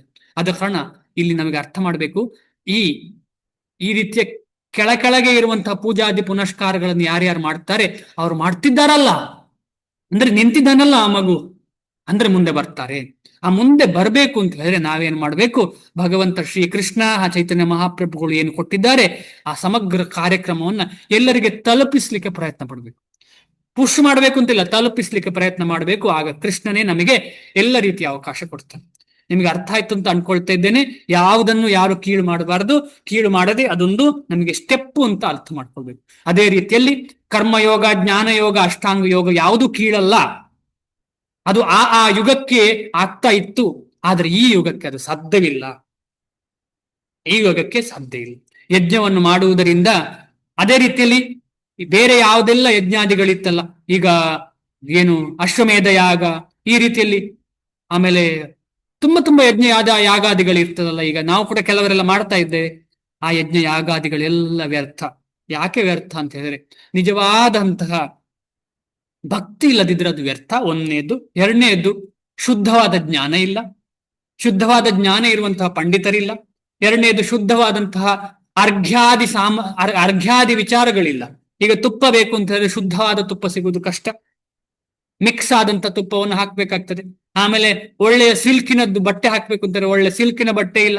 ಆಮೇಲೆ ಈ ರೀತಿಯಲ್ಲಿ ಒಳ್ಳೆ ತರಕಾರಿಗಳಿಲ್ಲ, ಏನೂ ಇಲ್ಲ. ಹಾಗಿರುವಾಗ ಅಶುದ್ಧತೆ ಇರುವಂತದ್ರಲ್ಲಿ ಅಶುದ್ಧದಿಂದ ಪೂಜೆ ಮಾಡ್ಲಿಕ್ಕೆ ಸಾಧ್ಯವ? ಕಷ್ಟ. ಅದಕ್ಕೋಸ್ಕರ ಶುದ್ಧವಾದಂತಹ ಹರೇ ಕೃಷ್ಣ ಮಹಾಮಂತ್ರವನ್ನ ನಿತ್ಯವೂ ಯಜ್ಞ ಮಾಡ್ಬೇಕು, ನಿತ್ಯ ಯಜ್ಞ ಮಾಡ್ಬೇಕು. ಎಲ್ಲ ರೀತಿಗಳಲ್ಲಿ ದೈವ ಶ್ರದ್ಧೆಯನ್ನು ಪಡೆಯುತ್ತದೆ. ಈ ರೀತಿಯಲ್ಲಿ ನಿತ್ಯವಾಗಿ ಕೃಷ್ಣ ಪ್ರಜ್ಞೆಯನ್ನು ಮಾಡಿದ್ರೆ ಏನಾಗ್ತದೆ? ದೈವ ಶ್ರದ್ಧೆಯನ್ನು ಪಡೆಯುತ್ತದೆ. ಎಲ್ಲ ದೇವರುಗಳ ಮೇಲೆ ನಮಗೆ ನಂಬಿಕೆ ಎಲ್ಲ ದೇವರಿಗೆ ಬೆಲೆ ಕೊಡುವಂತ ಮನೋಭಾವ ಬೆಳೀತದೆ. ಈಗ ನಾವು ಹರೇ ಕೃಷ್ಣ ಮಹಾಮಂತ್ರ ಜಪ ಮಾಡಿದ್ರೆ ನಾವೆಲ್ಲ ದೇವಾದಿ ದೇವತೆಗಳಿಗೆ ಒಳ್ಳೆ ರೀತಿಯ ರೆಸ್ಪೆಕ್ಟ್ ಕೊಡ್ಲಿಕ್ಕೆ ಶುರು ಮಾಡ್ತೇವೆ. ಸುಮ್ಮನೆ ಅವರಿಗೆ ಅಫೆಂಡ್ ಮಾಡೋದಿಲ್ಲ ನಾವು. ಸುಮ್ಮನೆ ಅವರ ಹಾಗೆ ಇವರು ಹೀಗೆ ಅಂತ ಹೇಳಲಿಕ್ಕೆ ಹೋಗುದಿಲ್ಲ. ಯಾವುದೇ ವ್ಯಕ್ತಿಗಳಿಗೂ, ಸಾಮಾನ್ಯ ವ್ಯಕ್ತಿಯನ್ನು ಅಫೆಂಡ್ ಮಾಡ್ಲಿಕ್ಕೆ ಹೋಗುದಿಲ್ಲ ನಾವು. ಸಾಮಾನ್ಯ ವ್ಯಕ್ತಿಯನ್ನು ಕೂಡ ಸುಮ್ಮನೆ ಅವರ ಬಗ್ಗೆ ಮಾತಾಡ್ಲಿಕ್ಕೆ ಹೋಗುದಿಲ್ಲ. ಆ ರೀತಿಯಲ್ಲಿ ನಿಜವಾದ ಭಕ್ತ ಮುಂದೆ ಹೋಗ್ತಾ ಇರ್ತಾನೆ. ಆದ ಕಾರಣ ಜಪ ಅಂತ ಹೇಳುದು ಮೊದಲನೇ ಅಂಗ, ಅದು ಕೊನೆಯ ಅಂಗ ಕೂಡ. ಮೊದಲನೇ ಅಂಗವೇ ಜಪ, ಅದೇ ಉದ್ದೇಶ. ಆದ್ರೆ ಜಪ ಮಾಡ್ತಾ ಮಾಡ್ತಾ ಮಾಡ್ತಾ ನಾವು ಭಗವದ್ಗೀತೆ, ಭಾಗವತಂ, ಚೈತನ್ಯ ಚರಿತಾಮೃತ ಈ ರೀತಿ ಎಲ್ಲ ಪುಸ್ತಕ ಓದುವಾಗ ಇನ್ನು ಜಪ ಮಾಡುವುದರ ಉದ್ದೇಶ ಅರ್ಥ ಆಗ್ತಾ ಭಗವಂತನ ಗುಣ, ಲೀಲೆ, ಸ್ಮರಣೆಗಳನ್ನು ನಮಗೆ ತಿಳ್ಕೊಳ್ಳಿಕ್ಕೆ ಅರ್ಥ ಆಗ್ತಾ ಇರುವಾಗ ನಿಧಾನವಾಗಿ ಆ ಜಪದ ಮೇಲೆ ಇನ್ನೂ ನಮಗೆ ಗಾಢವಾಗಿ ಬೇರೂರ್ತದೆ. ಇದೇ ಮೂಲಕ್ಕೆ ನೀರು ಹಾಕುವಂಥದ್ದು. ಯಥಾ ತರೋರ್ಮೂಲ ನಿಷೇಚನೇನ. ಈ ಹರೇ ಕೃಷ್ಣ ಮಹಾಮಂತ್ರ ಆದ್ರೇನು ಅಂತ ಹೇಳಿದ್ರೆ ಮೂಲಕ್ಕೆ ನೀರು ಹಾಕುವಂಥದ್ದು, ಬುಡಕ್ಕೆ ನೀರು ಹಾಕುವಂಥದ್ದು. ಆ ಬುಡಕ್ಕೆ ನೀರು ಹಾಕಿದ್ರೆ ಮಾತ್ರ ಈ ಭಕ್ತಿ ಮುಂದೆ ಬರ್ಲಿಕ್ಕೆ ಸಾಧ್ಯ. ಆದ ಕಾರಣ ನಾವೆಲ್ಲರೂ ಖಂಡಿತವಾಗಿ ಬೆಳಿಗ್ಗೆ ಎದ್ದ ತಕ್ಷಣ, ಹೇಗೆ ಕೃಷಿಕರೆಲ್ಲ ಎದ್ದ ಮೇಲೆ ಬೆಳಿಗ್ಗೆ ಸೂರ್ಯನನ್ನು ನೋಡಿ ಗಿಡಗಳಿಗೆಲ್ಲ, ಸಸಿಗಳಿಗೆಲ್ಲ ನೀರು ಹಾಕ್ತಾರೆ, ಅದೇ ರೀತಿ ನಾವೆಲ್ಲರೂ ಎದ್ದ ತಕ್ಷಣ ಈ ಮಹಾಮಂತ್ರದ ಜಪ ಮಾಡಬೇಕು. ಮಹಾಮಂತ್ರದ ಜಪ ಮಾಡಿದರೆ ಮಹಾವಾದಂತಹ ಉಪಕಾರ ಸಿಗ್ತದೆ, ಅದಕ್ಕೇನು ಸಂಶಯ ಇಲ್ಲ. ವೇದಶಾಸ್ತ್ರಗಳು ಕಲಿಯುಗದಲ್ಲಿ ಸಂಕೀರ್ತನ ಯಜ್ಞವನ್ನು ನಡೆಸಬೇಕೆಂದು ಹೇಳುತ್ತವೆ. ಅದು ನಿಮಗೆ ಗೊತ್ತು. ಈ ಯುಗದ ಎಲ್ಲ ಮನುಷ್ಯರ ಉದ್ಧಾರಕ್ಕಾಗಿ ಈ ಆಧ್ಯಾತ್ಮಿಕ ವ್ಯವಸ್ಥೆಯನ್ನು ಚೈತನ್ಯ ಮಹಾಪ್ರಭುಗಳು ಪ್ರಾರಂಭಿಸಿದರು. ಸಂಕೀರ್ತನ ಯಜ್ಞ ಮತ್ತು ಕೃಷ್ಣ ಪ್ರಜ್ಞೆಗಳು ಸೊಗಸಾಗಿ ಹೊಂದಿಕೊಳ್ಳುತ್ತವೆ. ಸಂಕೀರ್ತನ ಯಜ್ಞ ಮತ್ತು ಕೃಷ್ಣ ಪ್ರಜ್ಞೆ ಸೊಗಸಾಗಿ ಹೊಂದಿಕೊಳ್ಳುತ್ತದೆ. ಸಂಕೀರ್ತನ ಯಜ್ಞ ಅಂತ ಹೇಳಿದ್ರೆ ಹರೇ ಕೃಷ್ಣ ಮಹಾಮಂತ್ರವನ್ನು ಹೇಳ್ತಾ ಇರುವಂಥದ್ದು, ಅಥವಾ ಎಲ್ಲರೂ ಸೇರಿ ಕೀರ್ತನೆ ಮಾಡುವಂಥದ್ದು. ಕೃಷ್ಣ ಪ್ರಜ್ಞೆ ಅಂತ ಹೇಳಿದ್ರೆ, ಪ್ರಜ್ಞೆ ಅಂದ್ರೆ ನಮ್ಮ ಕಾನ್ಶಿಯಸ್ನೆಸ್, ಅಂದ್ರೆ ನಮ್ಮ ಮನಸ್ಸು, ಬುದ್ಧಿ, ಅಹಂಕಾರಗಳಲ್ಲಿ ಕೃಷ್ಣನೇ ತುಂಬಿಕೊಳ್ಳುದು. ಅಂದ್ರೆ ನಾವು ಬೆಳಿಗ್ಗೆ ಮಲಗಿರುವಾಗ ಯಾರು ಎಬ್ಬಿಸುದು? ಬಂದು ಅಪ್ಪ ಅಮ್ಮ ಹೌದು, ಆದ್ರೆ ಯಾರು ಎಬ್ಬಿಸುದು? ಅಥವಾ ಗಂಡ ಹೆಂಡತಿ ಹೌದು, ಯಾರು ಎಬ್ಬಿಸುದು? ಅಥವಾ ಅಲಾರಾಮ್ ಹೌದು, ಯಾರು ಎಬ್ಬಿಸುದು? ಹೇಳ್ತೀರಾ ಯಾರಾದ್ರೂ? ಮಲಗಿದವನನ್ನು ಎಬ್ಬಿಸುವುದು ಯಾರು? ಭಗವಂತನೇ ಮತ್ ಪ್ರಭುಜಿ. ಭಗವಂತ ಕರೆಕ್ಟ್, ಎಲ್ಲದಕ್ಕೂ ಭಗವಂತ ಕರೆಕ್ಟ್. ಹೇಳಿ ಯಾರಾದ್ರೂ? ಸೂರ್ಯ. ಓಕೆ, ಪಕ್ಷಿಗಳು ಪ್ರಭುಜಿ. ಪ್ರಜ್ಞೆ ಗುರುಗಳೇ. ಪ್ರಜ್ಞೆ. ಅಂತಃಪ್ರಜ್ಞೆ. ಓಕೆ ಓಕೆ ಆಯ್ತು, ತಪ್ಪಿಲ್ಲ ಯಾರು ಹೇಳಿದ್ರಲ್ಲೂ ಕೂಡ. ಯಾರು ಹೇಳಿಸುದು ಅಂತ ಹೇಳಿದ್ರೆ ಶಬ್ದ ಹೇಳಿಸುವಂಥದ್ದು. ಅಂದ್ರೆ ನಾನು ಹೇಳಿದೆಲ್ಲ, ಕರೆಯುವುದು, ಅಪ್ಪ ಅಮ್ಮ ಕರೆಯುವುದು, ಅಲಾರಾಮ್ ಅಂತ ಹೇಳಿ, ಅದಕ್ಕೆ ಹೇಳಿದ್ದು. ನಮ್ಮಷ್ಟಕ್ಕೆ ಹೇಳುದು ಬಾರಿ ಅಪರೂಪ ಅಲ್ಲ. ನಮ್ಮಷ್ಟಕ್ಕೆ ಹೇಳುದು ಅಂದ್ರೆ ಒಂದು ದಿನ ಒಂದು ಫಿಕ್ಸ್ಡ್ ಟೈಮ್ ಇರುವುದಿಲ್ಲ. ಯಾವ ಒಂದಿನ 7 ಗಂಟೆಗೆ ಎದ್ದೆವು, ಒಂದು ಗಂಟೆ 10 ದಿನ, ಭಾರಿ ಅಪರೂಪ ಅಂತವ್ರು. ಒಂದೇ ಟೈಮಲ್ಲಿ ಎಕ್ಸಾಕ್ಟ್ ಅಲಾರಾಮ್ ಇಲ್ಲದೆ ಹೇಳುವವರು 100ರಲ್ಲಿ ಒಬ್ಬನೇ ಏನೋ. ನಾನು ಜನರಲ್ ಮಾತಾಡ್ತಿದ್ದೇನೆ. ನಾವೆಲ್ಲರೂ ಅಲಾರಾಮಿನ ಶಬ್ದಕ್ಕೆ, ಅಪ್ಪ ಅಮ್ಮಕ್ಕೆ ಕರೆಯುವ ಶಬ್ದಕ್ಕೆ, ಕೋಳಿ ಕೂಗುವ ಶಬ್ದಕ್ಕೆ ಹೇಳ್ತೇವೆ. ಆ ಶಬ್ದಕ್ಕೆ ಹೇಳ್ತೇವಲ್ಲ, ಅಂಧಕಾರದಿಂದ, ಮಲಗುವ ಅಂಧಕಾರದಿಂದ ಶಬ್ದಕ್ಕೆ ಹೇಳ್ತಾ ಇದ್ದೇವೆ. ಅದೇ ರೀತಿಯಲ್ಲಿ ಹರೇ ಕೃಷ್ಣ ಮಹಾಮಂತ್ರ ಶಬ್ದ ನಮ್ಮನ್ನು ಈ ಭೌತಿಕವಾದ ಅಂಧಕಾರದಿಂದ ದೂರ ತಕೊಂಡು ಹೋಗ್ತದೆ ನಮ್ಮನ್ನು. ಆದ ಕಾರಣ ಆ ಶಬ್ದ ತುಂಬಾ ಇಂಪಾರ್ಟೆಂಟ್. ಅದಕ್ಕೋಸ್ಕರ ಆ ಶಬ್ದವನ್ನು ನಾವು ಕೇಳಬೇಕು. ಅದಕ್ಕೆ ಚೈತನ್ಯ ಮಹಾಪ್ರಭುಗಳು ಹೇಳ್ತಿದ್ದಾರೆ, ಸಂಕೀರ್ತನ ಯಜ್ಞ ಮತ್ತು ಕೃಷ್ಣ ಪ್ರಜ್ಞೆ. ಆ ಶಬ್ದವನ್ನು ಮಾಡ್ತಾ ಮಾಡ್ತಾ ಮಾಡ್ತಾ ಮಾಡ್ತಾ ಏನಾಗ್ತದೆ, ನಮ್ಮ ಪ್ರಜ್ಞೆಯಲ್ಲಿ ಆ ಶಬ್ದವೇ ತುಂಬಿಕೊಳ್ತದೆ. ಆ ಶಬ್ದ ಯಾರು? ಭಗವಂತನೇ. ಭಗವಂತನಿಗೂ ಭಗವಂತನ ಶಬ್ದಕ್ಕೂ ವ್ಯತ್ಯಾಸ ಇಲ್ಲ. ಚೈತನ್ಯ ಮಹಾಪ್ರಭುಗಳಾಗಿ ಶ್ರೀಕೃಷ್ಣನ ಭಕ್ತಿ ರೂಪವನ್ನು ಶ್ರೀಮದ್ ಭಾಗವತದಲ್ಲಿ, ಅಂದ್ರೆ ಚೈತನ್ಯ ಮಹಾಪ್ರಭುಗಳ ಬಗ್ಗೆ ಶ್ರೀಮದ್ ಭಾಗವತದಲ್ಲಿ ಇದೆ. ಅದೇನು ಅಂತ ನೋಡೋಣ. ಶ್ರೀಮದ್ ಭಾಗವತದಲ್ಲಿ ವಿಶೇಷವಾಗಿ ಸಂಕೀರ್ತನ ಯಜ್ಞಕ್ಕೆ ಸಂಬಂಧಿಸಿದಂತೆ ಹೀಗೆ ನಿರೂಪಿಸಿದೆ. ಕೃಷ್ಣವರ್ಣಂ ತುಷಾ ಕೃಷ್ಣಂ ಸಾಂಗೋಪಾಂಗಾಸ್ತ್ರ ಪಾರ್ಷದಂ ಯಜ್ಞೈ ಸಂಕೀರ್ತನೈ ಪ್ರಾಯೇ ಯಜಂತೆ ಹೇ ಸುಮೇಧಸಃ. ತುಂಬಾ ಇಂಪಾರ್ಟೆಂಟ್ ಶ್ಲೋಕ ಶ್ರೀಮದ್ ಭಾಗವತಮದಿಂದ ಇದು. ಕೃಷ್ಣವರ್ಣಂ ತುಷಾ ಅಕೃಷ್ಣಂ ಸ ಅಂಗ ಉಪ ಅಂಗ ಪಾರ್ಷದಂ. ಇದು ಯಾರಿಗಾದ್ರೂ ಗೊತ್ತಾ ಇದೇನು ಅರ್ಥ ಅಂತ ಹೇಳಿ? ಯಾರತ್ರ ಪ್ರಯತ್ನ ಪಡ್ತೀರಾ? ಕೃಷ್ಣ ವರ್ಣಂ ತುಷಾ ಅಕೃಷ್ಣಂ, ಇದು ಚೈತನ್ಯ ಮಹಾಪ್ರಭುಗಳ ಬಗ್ಗೆ ಹೇಳ್ತಾ ಇರೋದು. ಕೃಷ್ಣ ವರ್ಣಂ, ಕೃಷ್ಣ ವರ್ಣಂ ಅಂತ ಹೇಳಿದ್ರೆ ಕೃಷ್ಣನ ಬಗ್ಗೆ ವರ್ಣಿಸುವಂಥದ್ದು. ಅದು ಒಂದು ಅರ್ಥ, ಕೃಷ್ಣನ ಬಗ್ಗೆ ವರ್ಣಿಸುವಂಥದ್ದು ಯಾರು ಎತ್ತಿದ್ರ ಕೈ? ಒಂದು ನಿಮಿಷ. ಹರೇ ಕೃಷ್ಣ. Yes Mataji, please. ಇದರ ಮುಂದೆ ನೀವೇ ಕ್ಲಾಸ್ ತಗೊಳ್ಳಿ. ಹರೇ ಕೃಷ್ಣ. ಇಲ್ಲ ಪ್ರಭು, ಕಂಟಿನ್ಯೂ ಮಾಡಿ ಪ್ರಭು, ಕಂಟಿನ್ಯೂ. ಕೃಷ್ಣ ವರ್ಣಂ. ಧನ್ಯವಾದ ಮಾತಾಜಿ. ಅಂದ್ರೆ ಕೃಷ್ಣನ ಬಗ್ಗೆ ವರ್ಣಿಸುವಂತಹ ವ್ಯಕ್ತಿ ಮಹಾಭಾಗವತ, ಭಗವಂತನೇ ಆದಂತಹ ಚೈತನ್ಯ ಮಹಾಪ್ರಭುಗಳು. ಆಮೇಲೆ ಕೃಷ್ಣನ ವರ್ಣ ಇಲ್ಲ, ತ್ರಿಷಾ ಅಕೃಷ್ಣಂ. ಭಗವಂತ ಕೃಷ್ಣನ ವರ್ಣ ಇಲ್ಲ. ಭಗವಂತ ಕೃಷ್ಣನ ವರ್ಣ ಯಾವುದು ಯಾವುದು ಯಾವುದು ಅಂತ ಹೇಳಿದ್ರೆ ಮೋಡದ ವರ್ಣ. ಮೋಡದ ವರ್ಣ ಇಲ್ಲ. ಯಾವ ವರ್ಣ ಉಂಟು ಹಾಗಿದ್ರೆ? ಅವನಿಗೆ ಭಗವಂತನ ಕೃಷ್ಣನ ವರ್ಣ ಅಲ್ಲ, ಅವನಿಗೆ ಇರುವಂಥದ್ದು ಗೋಲ್ಡನ್ ಕಲರ್. Golden colour. ಸ ಅಂಗ. ಅಂಗ ಯಾರು? ಅಂಗ ಯಾರು ಅಂತ ಹೇಳಿದ್ರೆ ಅದ್ವೈತಾಚಾರ್ಯರು ಮತ್ತು ನಿತ್ಯಾನಂದ ಪ್ರಭುಗಳು.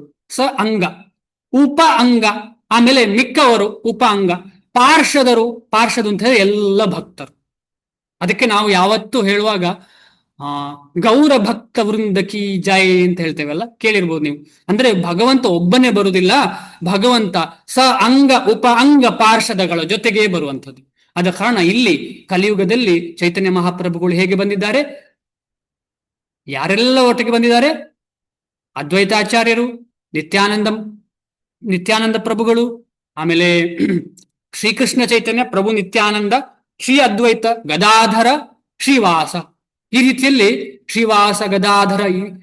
ಅದು ಮಾತ್ರ ಅಲ್ಲ, ಬೇರೆ ಬೇರೆ ಪಾರ್ಷದರಿದ್ದಾರೆ, ಬೇರೆ ಬೇರೆ ಪಾರ್ಷದರು. ನಮ್ಮ ಶ್ರೀಲ ಪ್ರಭುಪಾದರು ಕೂಡ ಪಾರ್ಷದರು. ಈ ಗುರುಗುರುಂದವರೆಲ್ಲರೂ ಪಾರ್ಷದರು. ಅಂತಹ ಪಾರ್ಷದರನ್ನು ಇಟ್ಟುಕೊಂಡು ಏನ್ ಮಾಡ್ತಿದ್ದಾರೆ? ಯಜ್ಞ. ಯಾವ ರೀತಿ ಯಜ್ಞ? ಸಂಕೀರ್ತನ ಯಜ್ಞವನ್ನ ಮಾಡಿ. ಅದು ಯಾರಿಗೆ ಇಷ್ಟ ಆಗ್ತದೆ? ಇದು ಇಂಪಾರ್ಟೆಂಟ್. ಅದು ಯಾರಿಗೆ ಇಷ್ಟ ಆಗ್ತದೆ ಅಂತ ಹೇಳಿದ್ರೆ ಮೇಧಸ್ಸು ಇರುವವರಿಗೆ. ಮೇಧಸ್ಸು ಅಂತ ಹೇಳಿದ್ರೆ ಬುದ್ಧಿ. ಅಂದ್ರೆ ನಾವು ತಿಂದಂತಹ ಆಹಾರ ಪ್ರಸಾದ ಅದು ಫೈನರ್ ಆಗಿ ಬುದ್ಧಿಗೆ ಬೇಕಾದ್ದು ಏನು ಅಂತ ಹೇಳಿದ್ರೆ ಮೇಧಸ್ಸು.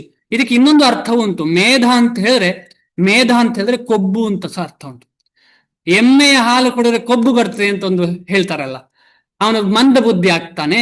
ಆದ್ರೆ ನಾಟಿ ತಳಿಯ ಹಸುವಿನ ಹಾಲು ಕುಡಿದ್ರೆ ಅವನ ಬುದ್ಧಿ ತುಂಬಾ ಶಾರ್ಪ್ ಆಗ್ತದೆ ಅಂತ ಹೇಳ್ತಾರೆ.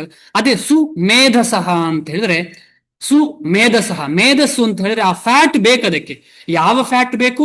ಭಗವಂತನಿಗೆ ಅರ್ಪಿಸಿದ ಪ್ರಸಾದದಲ್ಲಿ ಜಗಿದು ಜಗಿದು ಕೃಷ್ಣನ ಬಗ್ಗೆ ಚಿಂತೆ ಮಾಡುತ್ತಾ ಬಂದಂತಹ ಫ್ಯಾಟ್ ಆ ಬ್ರೈನ್ ಸೆಲ್ಸ್ಗೆ ಬೇಕು. ಆಗ್ಲೇ ಭಗವಂತನ ಬಗ್ಗೆ ಅರ್ಥ ಮಾಡ್ಕೊಳ್ಳೋದು. ಅದಕ್ಕೋಸ್ಕರ ಶ್ರೀಲ ಪ್ರಭುಪಾದರು ಫಸ್ಟ್ ಏನ್ ಮಾಡಿದ್ದಾರೆ? ಈ ಬ್ರೈನ್ ಸೆಲ್ಸ್ಗೆ 2 ಕೊಟ್ಟಿದ್ದಾರೆ. ಫಾರಿನಿಗೆ ಹೋಗಿ ಏನ್ ಕೊಟ್ಟಿದ್ದಾರೆ? ಪ್ರಸಾದ. ಅದು ತಿಂತ ತಿಂತ ತಿಂತ ತಿಂತ ಏನಾಯ್ತು? ಬ್ರೈನ್ ಸೆಲ್ಸ್ ಡೆವಲಪ್ ಆಯ್ತು. ಯಾವ್ದ್ರ ಬಗ್ಗೆ? ಇನ್ನೂ ಕೃಷ್ಣನ ಜಪ ಮಾಡಬೇಕು ಅಂತ ಕಾಣ್ಲಿಕ್ಕೆ. ಎರಡನೇದು ಕೃಷ್ಣನ ಜಪ ಮಾಡ್ತಾ ಮಾಡ್ತಾ ಮಾಡ್ತಾ ಅಲ್ಲಿ ಕಾನ್ಶಿಯಸ್ನೆಸ್ ಎಲ್ಲ ಕೃಷ್ಣನೇ ಆದ. ಆಮೇಲೆ ಏನಾಯ್ತು? ಪ್ರಭುಪಾದರೆ ನನಗೆ ಎಲ್ಲ ಅಂತ ಹೇಳಿ ಆಯ್ತು. ಸಂಪೂರ್ಣ ಪ್ರಭುಪಾದರಿಗೆ ನಾವು ದಾಸರಾದೆವು. ಆದ್ರೆ ನಮ್ಗೆ ಈಗ ಏನಾಗಿದೆ ಅಂತ ಹೇಳಿದ್ರೆ ಅರ್ಧ ಪ್ರಭುಪಾದರು, ಅರ್ಧ ಗಂಡ ಹೆಂಡತಿ. ಆದ ಕಾರಣ ಆ ಅರ್ಧದಿಂದ ಈ ಅರ್ಧ ಆಗ್ಬೇಕು ನಾವು ನಿಧಾನಕ್ಕೆ. ಆ ಅರ್ಧ ಬಿಟ್ಟು ಅಂತ ಅಲ್ಲ, ಆ ಅರ್ಧದ ಜೊತೆ ಆಗ್ಬೇಕು. ಅದನ್ನು ಬಿಟ್ಟು ಕೂಡ್ಲೆ ಆಗ್ಲಿಕ್ಕೆ ಸಾಧ್ಯ ಇಲ್ಲ ಅಲ್ವಾ ನಮಗೆ. ಆ ರೀತಿಯಲ್ಲಿ ಇಂತಹ ಮಹಾ ಭಾಗವತರಾದಂತಹ ಚೈತನ್ಯ ಮಹಾಪ್ರಭುಗಳು. ಯಾಕಂತೆ ಭಾಗವತರು ಅಂತ ಹೇಳಿದ್ರೆ ಅವರು ಭಗವಂತನೇ. ಅವರು ಭಗವಂತನಾದಂತಹ ಶ್ರೀ ಚೈತನ್ಯ ಮಹಾಪ್ರಭುಗಳು ನಮಗೆ ಎಂತ ಅದ್ಭುತವಾದಂತಹ ಒಂದು ಅವಕಾಶ ಕೊಟ್ಟಿದ್ದಾರೆ. ಯಾಕೆಂದ್ರೆ ಈ ಒಂದು 10,000 ವರ್ಷಗಳವರೆಗೆ ಅಷ್ಟು ವರ್ಷ ಕಾಯಬಾರ್ದು ನಾವು. ಕಾದ್ರೆ ಕಷ್ಟ. ಈ ಜನ್ಮದಲ್ಲೇ ನಮ್ಗೆ ಆಗ್ಬೇಕು. ಒಬ್ರು ಪ್ರಭುಗಳು ಹೇಳ್ತಾ ಇದ್ರು, ನಾವು ಈ ಜನ್ಮದಲ್ಲಿ ಆಗ್ಲಿಲ್ಲ, ನೆಕ್ಸ್ಟ್ ಜನ್ಮ ಅಂತ ಹೇಳಿದ್ರೆ ರಿಸ್ಕ್ ಉಂಟು. ಆದ ಕಾರಣ ಆದಷ್ಟು ಅದಕ್ಕೋಸ್ಕರ ನಾವು ತುಂಬಾ ತೀಕ್ಷ್ಣವಾಗಿ ಮಾಡಬೇಕು. ತುಂಬಾ ತೀಕ್ಷ್ಣವಾಗಿ ಭಕ್ತಿಯನ್ನು ಮಾಡ್ಬೇಕು. ನಾವು ಯಾವುದೇ ಸ್ಥಿತಿಗತಿಯಲ್ಲಿ ಇರ್ಲಿ, ನಾವು ಓದ್ತಾ ಇರ್ಬೋದು, ನಾವು ಯಾವುದೇ ಕೆಲಸ ಮಾಡ್ತಾ ಇರ್ಬೋದು, ಆದ್ರೆ ನಮ್ಮ ಹೃದಯದಲ್ಲಿ ಆ ತೀಕ್ಷ್ಣತೆ ಬೇಕು. ಭಗವಂತನ ಕಡೆ ಹೋಗ್ಬೇಕು. ಆ ಡಿಸಿಪ್ಲಿನ್ಡ್ ಆಗಿರ್ಬೇಕು. ಶ್ರೀಲ ಪ್ರಭುಪಾದರು ಹೇಳ್ತಾರೆ, ನಾವು ಇದನ್ನ ಸೀರಿಯಸ್ ಆಗಿ ಡಿಸಿಪ್ಲಿನ್ ಆಗಿ ತಗೊಳ್ಬೇಕು. ಉದಾಹರಣೆ, ಆ IPS IAS ಓದುವವನು ಹೇಗೆ ಡಿಸಿಪ್ಲಿನ್ ಆಗಿ ಮಾಡ್ತಾನೆ, ಇಲ್ಲದ್ರೆ ಫೇಲ್ ಆಗ್ತಾನಲ್ಲ, ಅದೇ ರೀತಿಯಲ್ಲಿ ಡಿಸಿಪ್ಲಿನ್ ಆಗಿ ಈ ಚೈತನ್ಯ ಮಹಾಪ್ರಭುಗಳು ಕೊಟ್ಟಂತಹ ಸುಲಭವಾದ ಮಾರ್ಗ. ಆದ್ರೆ ಮಾಡ್ಲಿಕ್ಕೆ ಸುಲಭ ಯಾವಾಗ ಆಗುದು ಅಂತ ಹೇಳಿದ್ರೆ ವೈಷ್ಣವರ ಸಂಘ ಮಾಡ್ತಾ. ವೈದಿಕ ಸಾಹಿತ್ಯದಲ್ಲಿ ಹೆಸರಿಸಿರುವ ಇತರ ಯಜ್ಞಗಳನ್ನು ಕಲಿಯುಗದಲ್ಲಿ ಮಾಡುವುದು ಸುಲಭವಲ್ಲ. ಇದು ನಮಗೆ ತುಂಬಾ ಸುಲಭವಾಗಿ ಅರ್ಥ ಆಗ್ತಾ ಉಂಟು, ನಮ್ಗೆ ಯಾರಿಗೂ ಮಾಡ್ಲಿಕ್ಕೆ ಸಾಧ್ಯ ಇಲ್ಲ. ಆದರೆ ಭಗವದ್ಗೀತೆಯಲ್ಲಿಯೂ ಹೇಳಿರುವಂತೆ ಸಂಕೀರ್ತನ ಯಜ್ಞವು ಎಲ್ಲ ಉದ್ದೇಶ ಸಾಧನಗಳಿಗೂ ಸುಲಭವೂ ಹೌದು, ಭವ್ಯವೂ ಹೌದು. ಈ ರೀತಿಯಲ್ಲಿ ನಾವು ಈ ಸಂಕೀರ್ತನೆಯನ್ನ ಅರ್ಥ ಮಾಡ್ಕೊಳ್ಳಿಕ್ಕೆ ನಮ್ಗೆ ತುಂಬಾ ಸುಲಭ ಆಗ್ತದೆ ಚೈತನ್ಯ ಮಹಾಪ್ರಭುಗಳ ಈ ಲೀಲೆಯಿಂದ. ಅದಲ್ಲದೆ ಶ್ರೀಲ ಪ್ರಭುಪಾದರ ಈ ತಾತ್ಪರ್ಯ ಮತ್ತು ಭಾವಾರ್ಥದಿಂದ ಎಷ್ಟು ಅದ್ಭುತವಾದ ತಾತ್ಪರ್ಯ ಭಾವಾರ್ಥಗಳು ಕೊಡ್ತಾರೆ ಶ್ರೀಲ ಪ್ರಭುಪಾದರು. ಯಾಕಂತ ಹೇಳಿದ್ರೆ ಅವರ ಹೃದಯದಲ್ಲಿ ಸಂಪೂರ್ಣವಾಗಿ ಕೃಷ್ಣ ಬಿಟ್ಟರೆ ಬೇರೆ ಏನೂ ಇಲ್ಲ. ಅಂತ ಕೃಷ್ಣನನ್ನೇ ಇಟ್ಟುಕೊಂಡವರ, ಕೃಷ್ಣನನ್ನೇ ಥಿಂಕ್ ಮಾಡುವವರು ಕೊಟ್ರೆ ಏನಾಗ್ತದೆ, ಕೃಷ್ಣನನ್ನೇ ಕೊಡ್ತಾರೆ. ಆದ ಕಾರಣ ಭಕ್ತರು ಯಾವತ್ತು ಬೇರೆಯವರ ಒಳ್ಳೆಯದನ್ನೇ ಥಿಂಕ್ ಮಾಡೋದು. ಈಗ ನಾವೆಲ್ಲಿಯಾದ್ರೂ ಹೋದ್ರೆ ಒಳ್ಳೆದನ್ನ ಥಿಂಕ್ ಮಾಡ್ತವೆ, ಇಲ್ಲೋ ಸಂಶಯ. ಆದ್ರೆ ನಿಜವಾದ ಭಕ್ತರು ಇನ್ನೊಬ್ಬರ ಒಳ್ಳೆದನ್ನೇ ಥಿಂಕ್ ಮಾಡುದು. ಯಾಕಂದ್ರೆ ಅವರು ಕೊಡುದೇ ಕೃಷ್ಣನ, ಬೇರೆ ಯಾರನ್ನು ಕೊಡುದಿಲ್ಲ ಅವರು. ಆದ ಕಾರಣ ನಾವು ಆದಷ್ಟು ಭಕ್ತರ ಸಂಘ ಮಾಡಬೇಕು, ಎಷ್ಟಾಗ್ತದೆ ಅಷ್ಟು ಸಂಘ ಮಾಡಬೇಕು. ಅದಲ್ಲದೆ ಸಂಘದಿಂದ ದೊರಕಿದಂತಹ ಒಳ್ಳೆ ವಿಚಾರಗಳನ್ನು ನಾವು ಜೀವನದಲ್ಲಿ ಅಳವಡಿಸಿಕೊಳ್ಬೇಕು. ಎಲ್ಲವೂ ಒಳ್ಳೆಯದೇ, ಭಕ್ತರು ಕೊಡುವಂಥದ್ದು ಎಲ್ಲವೂ ಒಳ್ಳೆಯದು. ಅವ್ರೇನಾದ್ರೂ ಜೋರು ಮಾಡಿದ್ರು ಕೂಡ, ಅಥವಾ ಅವ್ರು ತೆಗಳಿದ್ರು ಕೂಡ, ಅಥವಾ ಅವರೇನಾದ್ರೂ ನಮ್ಮನ್ನು ಚಾಸ್ಟೈಸ್ ಮಾಡಿದ್ರು ಕೂಡ, ಎಲ್ಲವೂ ನಮ್ಮ ಹೃದಯ ಪರಿವರ್ತನೆಗೆ, ನಮ್ಮ ಹೃದಯವನ್ನ ಶುದ್ಧಿ ಮಾಡ್ಲಿಕ್ಕೆ. ಆದ ಕಾರಣ ಈ ಒಂದು ಭಕ್ತರ ಸಂಘ ಮಾಡೋದ್ರಲ್ಲಿ ಯಾವ ರೀತಿಯ ಪ್ರಾಬ್ಲಮ್ ಇಲ್ಲ, ಒಳ್ಳೆದೇನೆ ಎಲ್ಲ ಕಡೆಯಿಂದ ಒಳ್ಳೇದು. ಕಾಮಧೇನು ಅಂತ ಹೇಳ್ತಾರೆ ಅದಕ್ಕೆ, ಎಲ್ಲ ಕಡೆಯಿಂದ ಕಾಮಧೇನು. ಏನು ವೇಸ್ಟೇ ಆಗುದಿಲ್ಲ. ಅಕಸ್ಮಾತ್ ಒಂದು ದಿನ ಭಕ್ತರ ಸಹವಾಸ ಮಾಡಿ, ನನಗಿಷ್ಟ ಆಗ್ಲಿಲ್ಲ, ಅವರೇನೋ ಹಾಗೆ ಹೇಳಿದ್ರು ಅಂತ ಹೇಳಿ ದೂರ ಹೋದೆವು ಅಂತ ಇಟ್ಕೊಳ್ಳೋಣ. ಒಂದು ಕ್ಷಣ ಅದಷ್ಟೇ. ಒಂದು ಕ್ಷಣ ಅಂದ್ರೆ 10 ವರ್ಷ 20 ವರ್ಷ. ಆ ಒಂದು ಕ್ಷಣದ, ಆ ಒಂದು ನಿಮಿಷದ ಒಂದು ಸಂಪರ್ಕದಿಂದಲೇ ನಾವು ಬರೋದು ಪುನಃ. 10 ವರ್ಷ ಹಿಂದೆ ನಾನು ಅಲ್ಲಿ ಹೋಗಿದ್ದೆ, ಆ ಭಕ್ತರು ಹೇಳಿದ್ರು, ಹೀಗೆ ಹೇಳಿದ್ರು, ಆದ್ರೆ ನನಗೆ ಆಗ ಇಷ್ಟ ಆಗಿರ್ಲಿಲ್ಲ, ಈಗ ನನಗೆ ಇಷ್ಟ ಆಗ್ತಾ ಉಂಟು ಅಂತ ಹೇಳಲಿಕ್ಕೆ ಶುರು ಮಾಡ್ತೇನೆ ನಾನು. ಇದೆಲ್ಲ ನಮ್ಮ ಜೀವನದಲ್ಲಿ ಕೆಲವರಿಗೆಲ್ಲ ಆಗಿರ್ಬೋದು. ಈ ತರ ಹೋಗಿರ್ಬೋದು, ನಂಗೆ ಬೇಡ ಅಂತ ಹೇಳಿರ್ಬೋದು, ನನಗೆ ಈ ಪುಸ್ತಕ ಬೇಡ ಅಂತ ಹೇಳಿರ್ಬೋದು. ಈ ರೀತಿಯಲ್ಲಿ ನಮಗೆ ಬೇಡ ಅಂತ ಅನ್ನಿಸಿರ್ಬೋದು ಆ ಕ್ಷಣಕ್ಕೆ.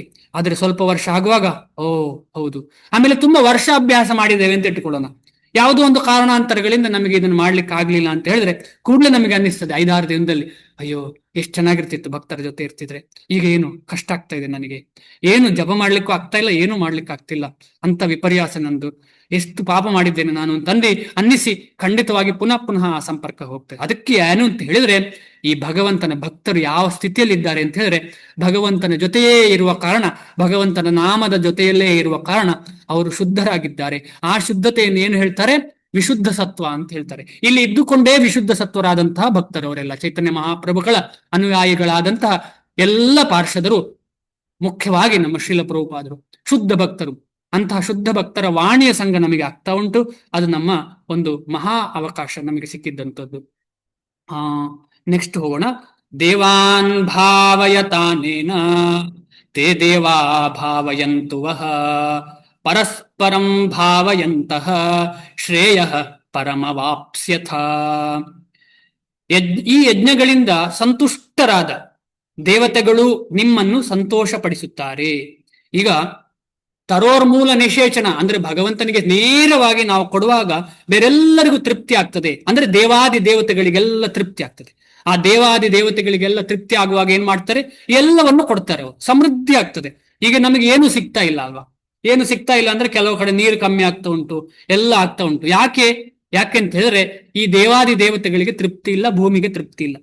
ಅದಕ್ಕೋಸ್ಕರ ಒಂದೇ ಸೊಲ್ಯೂಷನ್ ಈ ಕಲಿಯುಗದಲ್ಲಿ ಅಂತ ಹೇಳಿದ್ರೆ ಹರೇ ಕೃಷ್ಣ ಮಹಾಮಂತ್ರ. ಹರೇ ಕೃಷ್ಣ ಮಹಾಮಂತ್ರ ನಾವೆಲ್ಲ ಹೇಳಿದ್ರೆ ಮಳೆ ಸರಿಯಾಗಿ ಆಗ್ತದೆ, ಬೇಕಾದ ಸಮಯದಲ್ಲಿ ಬೇಕಾದ್ದೆಲ್ಲ ಸಿಗ್ತದೆ. ಆದ ಕಾರಣ ಇದನ್ನು ತುಂಬಾ ಇಂಪಾರ್ಟೆಂಟ್. ನಾವು ಅನ್ಕೊಳ್ಳೋದು, ನಾನು ಒಬ್ಬ ಹರೇ ಕೃಷ್ಣ ಮಹಾಮಂತ್ರ ಮಾಡಿ ಏನು ಪ್ರಯೋಜನ, ನಂಗೆ ಮಾತ್ರ ಏನೋ ಮನಸ್ಸಿಗೆ ತೃಪ್ತಿ ಆಗ್ತದೆ. ಇಲ್ಲ, ಇದು ಇಡೀ ಜಗತ್ತಿಗೆ ಆಗುವಂಥದ್ದು, ಇದು ಎಲ್ಲರಿಗೂ ಆಗುವಂಥದ್ದು. ಅದಕ್ಕೋಸ್ಕರ ಇದು ಪರೋಪಕಾರ. ನಾವು ಮನೆಯಲ್ಲಿ ಕೂತು ಮಾಡುವಂತ ಹರೇ ಕೃಷ್ಣ ಮಹಾಮಂತ್ರ ಕೂಡ ಪರೋಪಕಾರ. ಅದಕ್ಕೋಸ್ಕರ ಭಕ್ತ ಅಂತ ಹೇಳುವನು ಹರೇ ಕೃಷ್ಣ ಮಹಾಮಂತ್ರ ಮಾಡ್ಲಿಕ್ಕೆ ತೊಡಗಿಸಿದ್ರೆ, ಸ್ಟಾರ್ಟ್ ಮಾಡಿದ್ರೆ ಅವನು ಒಂದೊಂದು ಕ್ಷಣವೂ ಎಲ್ರಿಗೂ ಸಹಾಯ ಮಾಡುವವನು.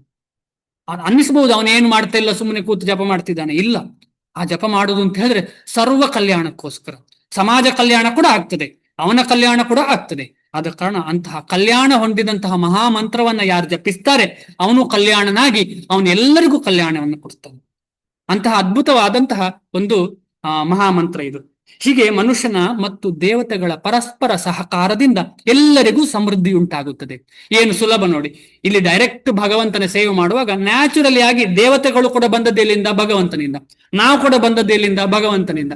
ನಾವಿಬ್ರು ಒಟ್ಟಿಗೆ ಇರ್ತೇವೆ. ಯಾಕಂದ್ರೆ ದೇವತೆಗಳು ಕೂಡ ಭಕ್ತರು, ನಾವು ಕೂಡ ಭಕ್ತರಾಗ್ತೇವೆ, ನಾವು ಜೊತೆಯಲ್ಲೇ ಇರ್ತೇವೆ. ಜಗಳ ಎಂಬುದೇ ಇರುವುದಿಲ್ಲ. ಜಗಳ ಇದ್ರೂ ಕೂಡ ಅದು ಎಷ್ಟು ಒಂದು ಕ್ಷುಲ್ಲಕವಾದ ಜಗಳ ಅಂತ ಹೇಳಿದ್ರೆ 1 ನಿಮಿಷ, 10 ನಿಮಿಷ, 5 ನಿಮಿಷ ಮರ್ತು ಬಿಡ್ತೇವೆ, ಓಕೆ ಏನ್ ತೊಂದ್ರೆ ಇಲ್ಲ ಅಂತ ಹೇಳಿ ಬಿಡ್ತೇವೆ. ಜಗಳ ಆಗುದಿಲ್ಲ ಅಂತ ಹೇಳುವಂಥದ್ದಲ್ಲ. ದೇವಾದಿ ದೇವತೆಗಳಿಗೂ ಜಗಳ ಆಗ್ತದೆ, ಆದ್ರೆ ಅದನ್ನು ಮುಂದೆ ತಗೊಂಡು ಹೋಗುದಿಲ್ಲ. ಯುದ್ಧ ಆಗುದಿಲ್ಲ ದೇವಾದಿ ದೇವತೆಗಳಿಗೆ ಅಷ್ಟೆಲ್ಲ. ಯಾರ ಜೊತೆ ಯುದ್ಧ ಆಗುದು? ದೇವತೆಯನ್ನ ಅಂದ್ರೆ ನಿಜವಾದ ಭಗವಂತನನ್ನು ಯಾರು ಇಷ್ಟಪಡುವುದಿಲ್ಲ, ಯಾರು ದೂರ ಮಾಡ್ತಾರೆ, ದೈತ್ಯರ ಜೊತೆ ಯುದ್ಧ ಆಗ್ತದೆ. ಆದ ಕಾರಣ ನಮ್ಮ ಹೃದಯದಲ್ಲಿರುವ ದೈತ್ಯರನ್ನ ನಾವು ಯುದ್ಧ ಮಾಡಿ ಸೋಲಿಸಿ ಕಾಮ, ಕ್ರೋಧ, ಲೋಭ, ಮೋಹ, ಮದ, ಮಾತ್ಸರ್ಯಗಳನ್ನ ಹರೇ ಕೃಷ್ಣ ಮಹಾಮಂತ್ರವೇ ಸೋಲಿಸ್ತದೆ. ನಾವು ಅದನ್ನು ತಿಂಕೆ ಮಾಡುದು ಬೇಡ ಸೋಲಿಸ್ಬೇಕು ಅಂತ ಹೇಳಿ. ನಾವು ಜಪ ಮಾಡಿದ್ರೆ ಸಾಕು, ಕೂತ್ರೆ ಸಾಕು. ಕೂತು ಜಪ ಮಾಡ್ತಾ ಹೋದ್ರೆ ಈ ಅರಿಷಡ್ ವರ್ಗಗಳು ನಮ್ಮಿಂದ ದೂರ ಹೋಗ್ತವೆ. ನಿಧಾನಕ್ಕೆ ದೂರ ದೂರ ದೂರ ದೂರ ಹೋಗಿ ನಮ್ಮ ಹೃದಯದಲ್ಲಿ ಕೃಷ್ಣನೇ ತುಂಬಿಕೊಂಡು ನಾವು ಬೇರೆಯವರಲ್ಲಿ ಮಾತಾಡುವಾಗ ಕೃಷ್ಣನೇ ಹೊರಗೆ ಬರ್ತಾನೆ. ಇಲ್ಲದ್ರೆ ಬೇರೆಯವರಲ್ಲಿ ಮಾತಾಡುವಾಗ ಬಾಯಿಂದ ಬರುವುದೇ ಅನರ್ಥ. ನಿಜವಾಗ ಅರ್ಥ ಬರುವುದಿಲ್ಲ, ಅನರ್ಥವೇ ಬರುದು. ಅನರ್ಥವೇ ಬಂದು ನಮ್ಮ ಜೀವನವೇ ಅನರ್ಥ ಆಗ್ತದೆ. ಆದ ಕಾರಣ ನಮ್ಮ ಹೃದಯದಲ್ಲಿ, ನಮ್ಮ ಬಾಯಲ್ಲಿ, ನಮ್ಮ ಮನಸ್ಸಿನಲ್ಲಿ ಕೃಷ್ಣ ಬಂದರೆ ಅದು ನಿಜವಾದ ಪರಮಾರ್ಥ. ಆ ಪರಮಾರ್ಥವಾದಂತಹ ಕೃಷ್ಣನನ್ನೇ ನಾವು ಹೇಳಬೇಕು. ದೇವತೆಗಳು ಐಹಿಕ ವ್ಯವಹಾರಗಳ ಆಡಳಿತವನ್ನು ನಿರ್ವಹಿಸಲು ಅಧಿಕಾರವನ್ನು ಪಡೆಯುವರು. ನೀವು ಅಂದ್ಕೊಳ್ಬಹುದು, ಇವನೇನು ಹೇಳ್ತಿದ್ದಾನಪ್ಪ, ನನಗೆ ನನ್ನದೇ ಆದ ಕೆಲಸ ಇದೆ, ಕೃಷ್ಣ ಕೃಷ್ಣ ಕೃಷ್ಣ ಅಂತ ಹೇಳಿ ನನ್ನ ಜೀವನ ಹೇಗೆ? ನನಗೆ ಊಟ ಆಗ್ಬೇಕಲ್ಲ, ನನಗೆ ಅದಾಗ್ಬೇಕಲ್ಲ, ಇದಾಗ್ಬೇಕಲ್ಲ. ಆಯ್ತಪ್ಪ, ಊಟ ಆಗ್ಬೇಕು, ಅದಾಗ್ಬೇಕು, ಇದಾಗ್ಬೇಕು, ಅದು ಕೃಷ್ಣ ಕೊಟ್ಟದ್ದು ಅಂತ ನಮಗೆ ಗೊತ್ತಿಲ್ವಾ? ಖಂಡಿತವಾಗಿ ಅದು ಕೃಷ್ಣ ಕೊಟ್ಟದ್ದು. ಯಾಕೆ ಅಂತ ಹೇಳಿದ್ರೆ ಯಾವುದೇ ವಸ್ತುವನ್ನ ನಮಗೆ ತಯಾರಿಸ್ಲಿಕ್ಕೆ ಸಾಧ್ಯ ಇಲ್ಲ. ಅಕ್ಕಿಯನ್ನಾಗ್ಲಿ, ಗೋಧಿಯನ್ನಾಗ್ಲಿ, ಯಾವುದನ್ನೇ ಆಗ್ಲಿ ನಮಗೆ ತಯಾರಿಸ್ಲಿಕ್ಕೆ ಸಾಧ್ಯ ಇಲ್ಲ. ಆದ ಕಾರಣ ಅದನ್ನು ಯಾರು ಕೊಟ್ಟಿದ್ದಾರೆ, ಅದನ್ನು ತಯಾರಿಸ್ಲಿಕ್ಕೆ ಬೇಕಾದಂತಹ ಒಂದು ಉಪಕರಣ ಆಗ್ಲಿ, ಒಂದು ಇಂಗ್ರೀಡಿಯೆಂಟ್ಸ್ ಆಗ್ಲಿ ಯಾರು ಕೊಟ್ಟಿದ್ದಾರೆ? ಅದು ಭಗವಂತ. ಅದು ನಮಗೆ ಗೊತ್ತಿಲ್ಲದೆ ನಾವೇನ್ ಮಾಡ್ತಿದ್ದೇವೆ ಅಂತ ಹೇಳಿ, ಅಯ್ಯೋ ನಾನೇ ಕೆಲಸ ಮಾಡಿದರೆ ಮಾತ್ರ ನನಗೆ ಸಿಗುವಂಥದ್ದು. ಎಷ್ಟೋ ಪ್ರಾಣಿ ಪಕ್ಷಿಗಳಿಗೆ ಅವು ಕೆಲಸ ಮಾಡದೆ ಸುಮ್ಮನೆ ಕೂತ್ರು ಕೂಡ ಸಿಗ್ತದೆ ಅದಕ್ಕೆ. ಈಗ ಆನೆ ಕಾಡಿನಲ್ಲಿ ಬೇಕಾದದ್ದೆಲ್ಲ ಸಿಗ್ತದೆ ಅದಕ್ಕೆ. ಈ ರೀತಿಯಲ್ಲಿ ಹಾಗೆ ಅಂತ ಹೇಳಿ ನಾವು ಕೆಲಸ ಮಾಡಬಾರದು ಅಂತ ಅಲ್ಲ, ಕೆಲಸ ಮಾಡ್ಲೇಬೇಕು. ಶಾಸ್ತ್ರ ಹೇಳುತ್ತದೆ, ಒಂದು ಹುಲಿಯು ಸುಮ್ಮನೆ ಮಲಗಿದ್ರೆ ಅವನ ಬಾಯಿಯಲ್ಲಿ ಬಂದು ಏನು ಜಿಂಕೆಯು ಬಂದು ಕೂತ್ಕೊಳ್ಳು, ತಿನ್ನು ತಿನ್ನು ಅಂತ ಹೇಳುದಿಲ್ಲ. ನಾವು ಕೆಲಸ ಮಾಡ್ಲೇಬೇಕು. ಅದಕ್ಕೋಸ್ಕರ ಕರ್ಮ ಮಾಡ್ಲೇಬೇಕು. ಆ ಕರ್ಮ ಕೃಷ್ಣನ ಕಡೆ ಆದ್ರೆ ಏನಾಗ್ತದೆ ಅಂತ ಹೇಳಿದ್ರೆ ಅದು ನಮ್ಮ ಬಂಧನದಿಂದ ಮುಕ್ತಗೊಳಿಸುವಂತಹ ಕರ್ಮ ಆಗ್ತದೆ. ಪ್ರತಿಯೊಬ್ಬ ಜೀವಿಯ ದೇಹ ಮತ್ತು ಆತ್ಮಗಳ ಪೋಷಣೆಗಾಗಿ ವಾಯು, ಬೆಳಕು, ನೀರು ಮತ್ತಿತರ ಎಲ್ಲ ವರಗಳನ್ನು ಒದಗಿಸುವ ಹೊಣೆಯನ್ನು ದೇವತೆಗಳಿಗೆ ವಹಿಸಿದೆ. ಯಾರು? ಈಗ ನಮ್ಮ ಗವರ್ಮೆಂಟ್ ಬೇರೆ ಬೇರೆ ಅಧಿಕಾರಿಗಳಿಗೆ ಒಂದೊಂದು ಅಧಿಕಾರ ಕೊಟ್ಟಿದ್ದಾರಲ್ಲ. Water development, water authority, electricity authority, ಆಮೇಲೆ ಫೈನಾನ್ಸ್ ಮಿನಿಸ್ಟ್ರಿ, ಈ ರೀತಿ ಎಲ್ಲ ಕೊಟ್ಟಿದ್ದಾರಲ್ಲ. ಅದೇ ರೀತಿ ಭಗವಂತ ಬೇರೆ ಬೇರೆ ದೇವಾದಿ ದೇವತೆಗಳಿಗೆ ಒಂದೊಂದು ಕೊಟ್ಟಿದ್ದಾರೆ. ಅವರು ದೇವೋತ್ತಮ ಪರಮ ಪುರುಷನ ಶರೀರದ ವಿವಿಧ ಭಾಗಗಳಲ್ಲಿ ಅಸಂಖ್ಯ ಸಹಾಯಕರಾಗಿದ್ದಾರೆ.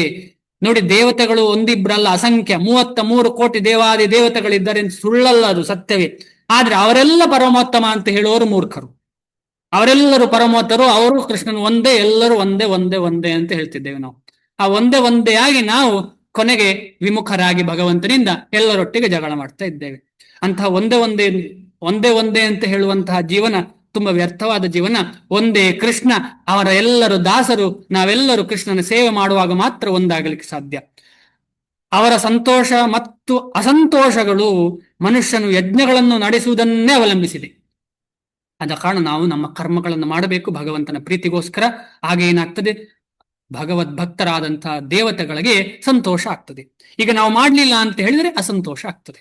ಆದ ಕಾರಣ ನಾವು ಈಗ ಕೆಲಸ ಮಾಡಿದ್ರೆ, ಕೆಲಸವನ್ನ ಭಗವದ್ ಪ್ರೀತಿಗೆ ಮಾಡಿದ್ರೆ ಸುಲಭವಾಗಿ ದೇವಾದಿ ದೇವತೆಗಳು ಸಂತೃಪ್ತರಾಗ್ತಾರೆ. ಅದ್ರಲ್ಲಿ ಏನು ಸಂಶಯ ಇಲ್ಲ. ಕೆಲವು ಅದಕ್ಕೋಸ್ಕರ ನಾವು ಅರ್ಥ ಮಾಡ್ಕೊಳ್ಬೇಕು. ಈ ಯಜ್ಞಗಳು ಮಾಡುವಾಗ ನಾವು ಈಗ ನಮ್ಮಲ್ಲೂ ಕೂಡ ಯಜ್ಞಗಳೆಲ್ಲ ಮಾಡ್ತೇವೆ ಅಂತ ಇಟ್ಕೊಳ್ಳೋಣ. ನಾವು ಸುದರ್ಶನ ಯಜ್ಞ ಅಂತ ಹೇಳ್ತೇವೆ. ಅದನ್ನು ಮಾಡುವಾಗ ಕೂಡ ನಮಗೆ ಇಂಗ್ರೀಡಿಯೆಂಟ್ಸ್ ಒಳ್ಳೇದಿಲ್ಲ. ಆದ್ರೆ ಅದರ ಉದ್ದೇಶ ಏನಾಗ್ತಿದೆ? ಬರೀ ಕೃಷ್ಣ ಅಂತ ಇದೆ. ಅದು ಇಂಪಾರ್ಟೆಂಟ್. ಬರೀ ಕೃಷ್ಣ ಅಥವಾ ವಿಷ್ಣು ತತ್ವ ಅಂತ ಇದೆ. ಕೆಲವು ಯಜ್ಞಗಳು ಯಜ್ಞಗಳ ಉದ್ದೇಶ ನಿರ್ದಿಷ್ಟ ದೇವತೆಗಳನ್ನು ಪ್ರಸನ್ನಗೊಳಿಸುವುದು. ಆದರೆ ಎಲ್ಲ ಯಜ್ಞಗಳಲ್ಲಿ ಮುಖ್ಯ ಭೋಕ್ತಾರ ಎಂದು ಶ್ರೀ ವಿಷ್ಣುವನ್ನು ಪೂಜಿಸಲಾಗುತ್ತದೆ. ಇದು ತುಂಬಾ ಇಂಪಾರ್ಟೆಂಟ್ ಸೆಂಟೆನ್ಸ್. ಕೆಲವರು ಅನ್ಕೊಳ್ಬಹುದು, ಯಾಕೆ ನಾನು ವಿಷ್ಣುವನ್ನೇ ಪೂಜಿಸಬೇಕು, ಬೇರೆ ದೇವತೆಗಳನ್ನು ಪೂಜಿಸಬಹುದಲ್ಲ. ಆದರೆ ಯಾವ ಯಜ್ಞದಲ್ಲಿ ಡೈರೆಕ್ಟ್ ದೇವತೆಗಳನ್ನು ಮಾತ್ರ ಪೂಜಿಸುವಂತ ಕಾನ್ಸೆಪ್ಟೇ ಇಲ್ಲ. ಕೃಷ್ಣ ಇಲ್ಲದೆ, ವಿಷ್ಣು ಇಲ್ಲದೆ ಯಾವ ಯಜ್ಞ ಯಾಗಕ್ಕೂ ಫಲ ಇಲ್ಲ, ಯಾವ ಕೆಲಸಕ್ಕೆ ಫಲ ಇಲ್ಲ, ಇನ್ನು ಯಜ್ಞ ಯಾಗಕ್ಕೆ ಎಲ್ಲಿ ಫಲ? ಅದಕ್ಕೋಸ್ಕರ ನೆಕ್ಸ್ಟ್ ಶ್ಲೋಕಗಳಲ್ಲಿ ಬರ್ತದೆ, ಭೋಕ್ತಾರಂ ಯಜ್ಞ ತಪಸಾಂ ಸರ್ವಲೋಕ ಮಹೇಶ್ವರಂ. ಭಗವದ್ಗೀತೆಯಲ್ಲಿ ಎಲ್ಲ ಬಗೆಗಳ ಯಜ್ಞಗಳ ಮುಖ್ಯ ಭೋಕ್ತಾರನು ಶ್ರೀಕೃಷ್ಣ ಎಂದು ಹೇಳಿದೆ. ಭೋಕ್ತಾರಂ ಯಜ್ಞ ತಪಸಾಂ. ಆದುದರಿಂದ ಯಜ್ಞಪತಿಯ ಕಟ್ಟ ಕಡೆಯ ಸಂತೃಪ್ತಿಯೇ ಎಲ್ಲ ಯಜ್ಞಗಳ ಮುಖ್ಯ ಗುರಿ. ಈಗ ನೀವೇ ಕೇಳಿರ್ಬೋದು, ಯಾವುದೋ ಒಂದು ಚಂಡಿಕಾ ಯಾಗ ಮಾಡಿದೆ ಅಂತ ಇಟ್ಕೊಳ್ಳೋಣ, ಅಲ್ಲಿ ಕೂಡ ಹರಿ ಓಂ ತತ್ ಸತ್ ಅಂತ ಹೇಳ್ತಾರೆ ಲಾಸ್ಟಿಗೆ, ಹರಿ ಓಂ ತತ್ ಸತ್. ಅಥವಾ ಈ ರೀತಿಯಲ್ಲಿ ಯಾವುದೇ ಮಾಡ್ಲಿ, ಯಾಕೆಂದ್ರೆ ನಾನು ಕೇಳಿದ್ದೇನೆ ಇದನ್ನೆಲ್ಲ, ಆದ ಕಾರಣ ನಾನು ಹೇಳಬಲ್ಲೆ. ಇದನ್ನ ಈ ತರ ಯಜ್ಞಗಳಿಗೆಲ್ಲ ಹೋಗಿದ್ದೇನೆ, ಅಲ್ಲಿ ಕಿವಿ ಕೊಟ್ಟು ಕೇಳಿದ್ರೆ ಹರಿ ಓಂ ತತ್ ಸತ್ ತದ್ವಿಷ್ಣು ಪರಮಂ ಪರಂ ಅಂತ ಕೆಲವು ಕಡೆ ಹೇಳ್ತಾರೆ. ಈ ರೀತಿಯಲ್ಲಿ ಹೇಳದಂತ ಶ್ಲೋಕಗಳೇ ಇಲ್ಲ. ಹಾಗೆ ಅಂತ ಹೇಳಿ ಅವರದನ್ನ ಏನ್ ಮಾಡ್ತಾರೆ ಅಂತ ಹೇಳಿ, ಇಲ್ಲಿ ಪ್ರಾಬ್ಲಮ್ ಏನು ಅಂತ ಹೇಳಿದ್ರೆ, ಕೃಷ್ಣನೇ ಪರಮೋತ್ತಮ ಅಂತ ಹೇಳಿ ಕೃಷ್ಣನ ಪ್ರಸಾದವನ್ನು ಕೊಡ್ತಾ ಇಲ್ಲ, ಅಲ್ಲಿ ಬೇರೆ ದೇವಾದಿ ದೇವತೆಗಳ ಪ್ರಸಾದ ಕೊಡ್ತಿದ್ದಾರೆ. ಅಲ್ಲಿ ಆ ಭಾವನೆ ಕಲ್ಮಶವಾದ ಕಾರಣ ಅಂತಹ ಪ್ರಸಾದವನ್ನು ಸ್ವೀಕರಿಸಬಾರದು ಅಂತ ಅರ್ಥ. ಭಾವನೆ ಕಲ್ಮಶ ಇಲ್ಲಿ. ಯಾಕೆಂತ ಹೇಳಿದ್ರೆ ಭಾವನೆ ಶುದ್ಧ ಅಲ್ಲ. ಯಾಕೆಂದ್ರೆ ಭಾವನೆ ಶುದ್ಧ ಅಂತ ಅಲ್ಲ. ಯಾಕೆ ಅಂತ ಹೇಳಿದ್ರೆ ಭಗವಂತನಿಗೆ ಅಪರಾಧ ಮಾಡ್ತಾ ಇದ್ದೇವೆ ನಾವು. ಭಗವಂತ ಈಗ ಒಬ್ಬ ಪ್ರಧಾನಮಂತ್ರಿ ಬಂದಿದ್ದಾನೆ ಅಂತ ಹೇಳಿದ್ರೆ ಅವನಿಗೆ ಮೇನ್ ಚೇರ್ ಕೊಡ್ತೇವ, ಬಿಡಿ ರಾಷ್ಟ್ರಪತಿ ಅಂತ ಇಟ್ಕೊಳ್ಳೋಣ, ರಾಷ್ಟ್ರಪತಿ ಬಂದಿದ್ದಾರೆ ಅಂತ ಹೇಳಿ ಮೇನ್ ಕುರ್ಚಿ ಕೊಡದೇ ಇರ್ತೇವ ನಾವು. ಬನ್ನಿ ನನ್ನ ಜೊತೆ ಕೂತ್ಕೊಳ್ಳಿ ಅಂತ ಹೇಳ್ತೇವ. ಅಂದ್ರೆ ಆ ಒಂದು ಪಟ್ಟಕ್ಕೆ ಬೇಕಾದಂಥದ್ದೆಲ್ಲ ಕೊಡ್ತೇವೆ. ಅದೇ ರೀತಿಯಲ್ಲಿ ಕೃಷ್ಣ ಎಲ್ಲರ ಒಡೆಯ. ಆ ಪಟ್ಟ ನಮಗೆ ಅವನು ಕೃಷ್ಣನ ಫ್ಯಾಮಿಲಿ ಆಗ್ಬೇಕು ಅಂತ ಹೇಳಿದ್ರೆ, ಈಗ ರಾಷ್ಟ್ರಪತಿಗಳ ಫ್ಯಾಮಿಲಿಯಲ್ಲಿ ಇರುವಂತಹ ಅವರ ಮಕ್ಕಳಾಗ್ಲಿ ಮೊಮ್ಮಕ್ಕಳಾಗ್ಲಿ ಅವರಿಗೆಲ್ಲ ಫ್ಯಾಮಿಲಿ. ಓಕೆ, ಹಾಗೆ ಆಗ್ಬೇಕು ಅಂತ ಹೇಳಿದ್ರೆ ಏನಾಗ್ಬೇಕು? ನಾವು ಭಕ್ತರಾಗ್ಬೇಕು. ಆಗ ಗೋಲೋಕ ವೃಂದಾವನದಲ್ಲಿ ಆಗಲಿ ಎಲ್ಲೇ ಆಗಲಿ ನಾವು ಭಗವಂತನಿಗೆ ನಮ್ಮವರೇ ಅಂತ ಹೇಳಿ ಭಗವಂತನಿಗೆ ಊಟವೂ ಮಾಡಿಸ್ಬೋದು. ಯಾರು? ಅರ್ಜುನಾದಿಗಳು ಮಾಡಿದ್ದಾರೆ. ಈ ತರ ಅರ್ಜುನ ಏನ್ ಮಾಡಿದ್ದಾನೆ? ಒಟ್ಟಿಗೆ ಕೂತಿದ್ದಾನೆ, ಒಟ್ಟಿಗೆ ಊಟ ಮಾಡಿದ್ದಾರೆ. ಅಂತಹ ಸ್ಥಿತಿ ಭಗವಂತನ ಜೊತೆ ಅವರಿಗೆ ಸಿಕ್ಕಿದೆ. ಅದು ಹೇಗೆ ಸಾಧ್ಯ ಅಂತ ಹೇಳಿ, ಭಗವಂತನ ಜೊತೆ ಇರುವಂತಹ ಆ ಸಂಬಂಧವನ್ನ ಏರ್ಪಾಟಾಗ್ಬೇಕು. ಅದೇ ಭಕ್ತರಿಗೆ ಸಾಧ್ಯ, ಬೇರೆ ಯಾರಿಗೂ ಸಾಧ್ಯ ಇಲ್ಲ. ಆದುದರಿಂದ ಯಜ್ಞಪತಿಯ ಕಟ್ಟ ಕಡೆಯ ಸಂತೃಪ್ತಿಯೇ ಎಲ್ಲ ಯಜ್ಞಗಳ ಮುಖ್ಯ ಗುರು. ಈ ಯಜ್ಞಗಳನ್ನು ಪರಿಪೂರ್ಣ ರೀತಿಯಲ್ಲಿ ನಡೆಸಿದಾಗ ಸಹಜವಾಗಿ ಬೇರೆ ಬೇರೆ ವಿಭಾಗಗಳನ್ನು ವಹಿಸಿಕೊಂಡಿರುವ ದೇವತೆಗಳು ಸಂತುಷ್ಟರಾಗುತ್ತಾರೆ ಮತ್ತು ನೈಸರ್ಗಿಕ ಉತ್ಪನ್ನಗಳನ್ನು ಒದಗಿಸುವುದರಲ್ಲಿ ಅಭಾವಕ್ಕೆ ಎಡೆ ಇರುವುದಿಲ್ಲ. ಇದರಲ್ಲಿ ಏನೂ ಸಂಶಯ ಇಲ್ಲ. ಎಷ್ಟೋ ನಮ್ಮ ಪ್ರಭುಪಾದರ ಅನುಯಾಯಿಗಳು ನಡೆಸಿರುವಂತಹ ಪ್ರಭುಪಾದರ ಅಂದ್ರೆ ದಾಸರಾದಂತಹ ಈಗಿನ ಗುರುಗಳಾಗಿರ್ಲಿ ಯಾರೇ ಆಗಿರ್ಲಿ ನಡೆಸಿರುವಂತಹ ಬೇರೆ ಬೇರೆ ಫಾರ್ಮ್ ಪ್ರಾಜೆಕ್ಟ್ಗಳಲ್ಲಿ ಎಷ್ಟು ಚೆನ್ನಾಗಿ ಸಂಪತ್ತಿರ್ತದೆ ಅಂತ ಹೇಳಿದ್ರೆ, ಏನು ಮಾಡದಿದ್ರು ಸಂಪತ್ತಿರ್ತದೆ ಇಲ್ಲಿ, ಏನು ಮಾಡದಿದ್ರು ಸಂಪತ್ತು. ಯಾಕೆಂದ್ರೆ ಹರೇ ಕೃಷ್ಣ ಮಹಾಮಂತ್ರದ ಜಪ ಆಗ್ತಾ ಇರ್ತದೆ, ಅಲ್ಲಿ ಜಪ ಆಗ್ತಾ ಇರ್ತದೆ. ಯಾರೋ ಒಬ್ರು ಉದಾಹರಣೆ ಕೊಟ್ಟದ್ದು ನನಗೆ ನೆನಪು. ನಾನು ಮೊನ್ನೆ ಮಂಡ್ಯದ ಕಡೆಗೆ ಹೋಗಿದ್ದೆ. ಆಗ ಒಬ್ರು ಅಲ್ಲಿ ಗೋ ಸಂರಕ್ಷಕರು, ಅಂದ್ರೆ ಗೋ ಸೇವೆ ಮಾಡುವಂಥವ್ರು, ಅಂದ್ರೆ ಹರೇ ಕೃಷ್ಣ ಮಹಾಮಂತ್ರ ಈ ಜಪ ಎಲ್ಲ ಮಾಡ್ತಾರೆ ಅಂತಲ್ಲ, ಅವರೊಂದು ಗೋ ಸಂರಕ್ಷಕರು ಅಷ್ಟೇ. ಅವ್ರು ಹೇಳ್ತಾರೆ, ನಾನು ಒಂದು ಕಡೆ ನೋಡಿದ್ದೇನೆ ಒಂದು ದೇವಸ್ಥಾನದಲ್ಲಿ, ಆ ದೇವಸ್ಥಾನಕ್ಕೆ ಮದ್ದೂರಿನಲ್ಲಿರುವ ದೇವಸ್ಥಾನ ಅಂತ ಅಂದ್ಕೊಳ್ತೇನೆ, ಸೈಡಲ್ಲಿ ರೋಡ್ ಸೈಡಲ್ಲೇ ಇರುವಂತಹ ದೇವಸ್ಥಾನ. ಆ ದೇವಸ್ಥಾನದಲ್ಲಿ 2 ಮರಗಳಿವೆಯಂತೆ.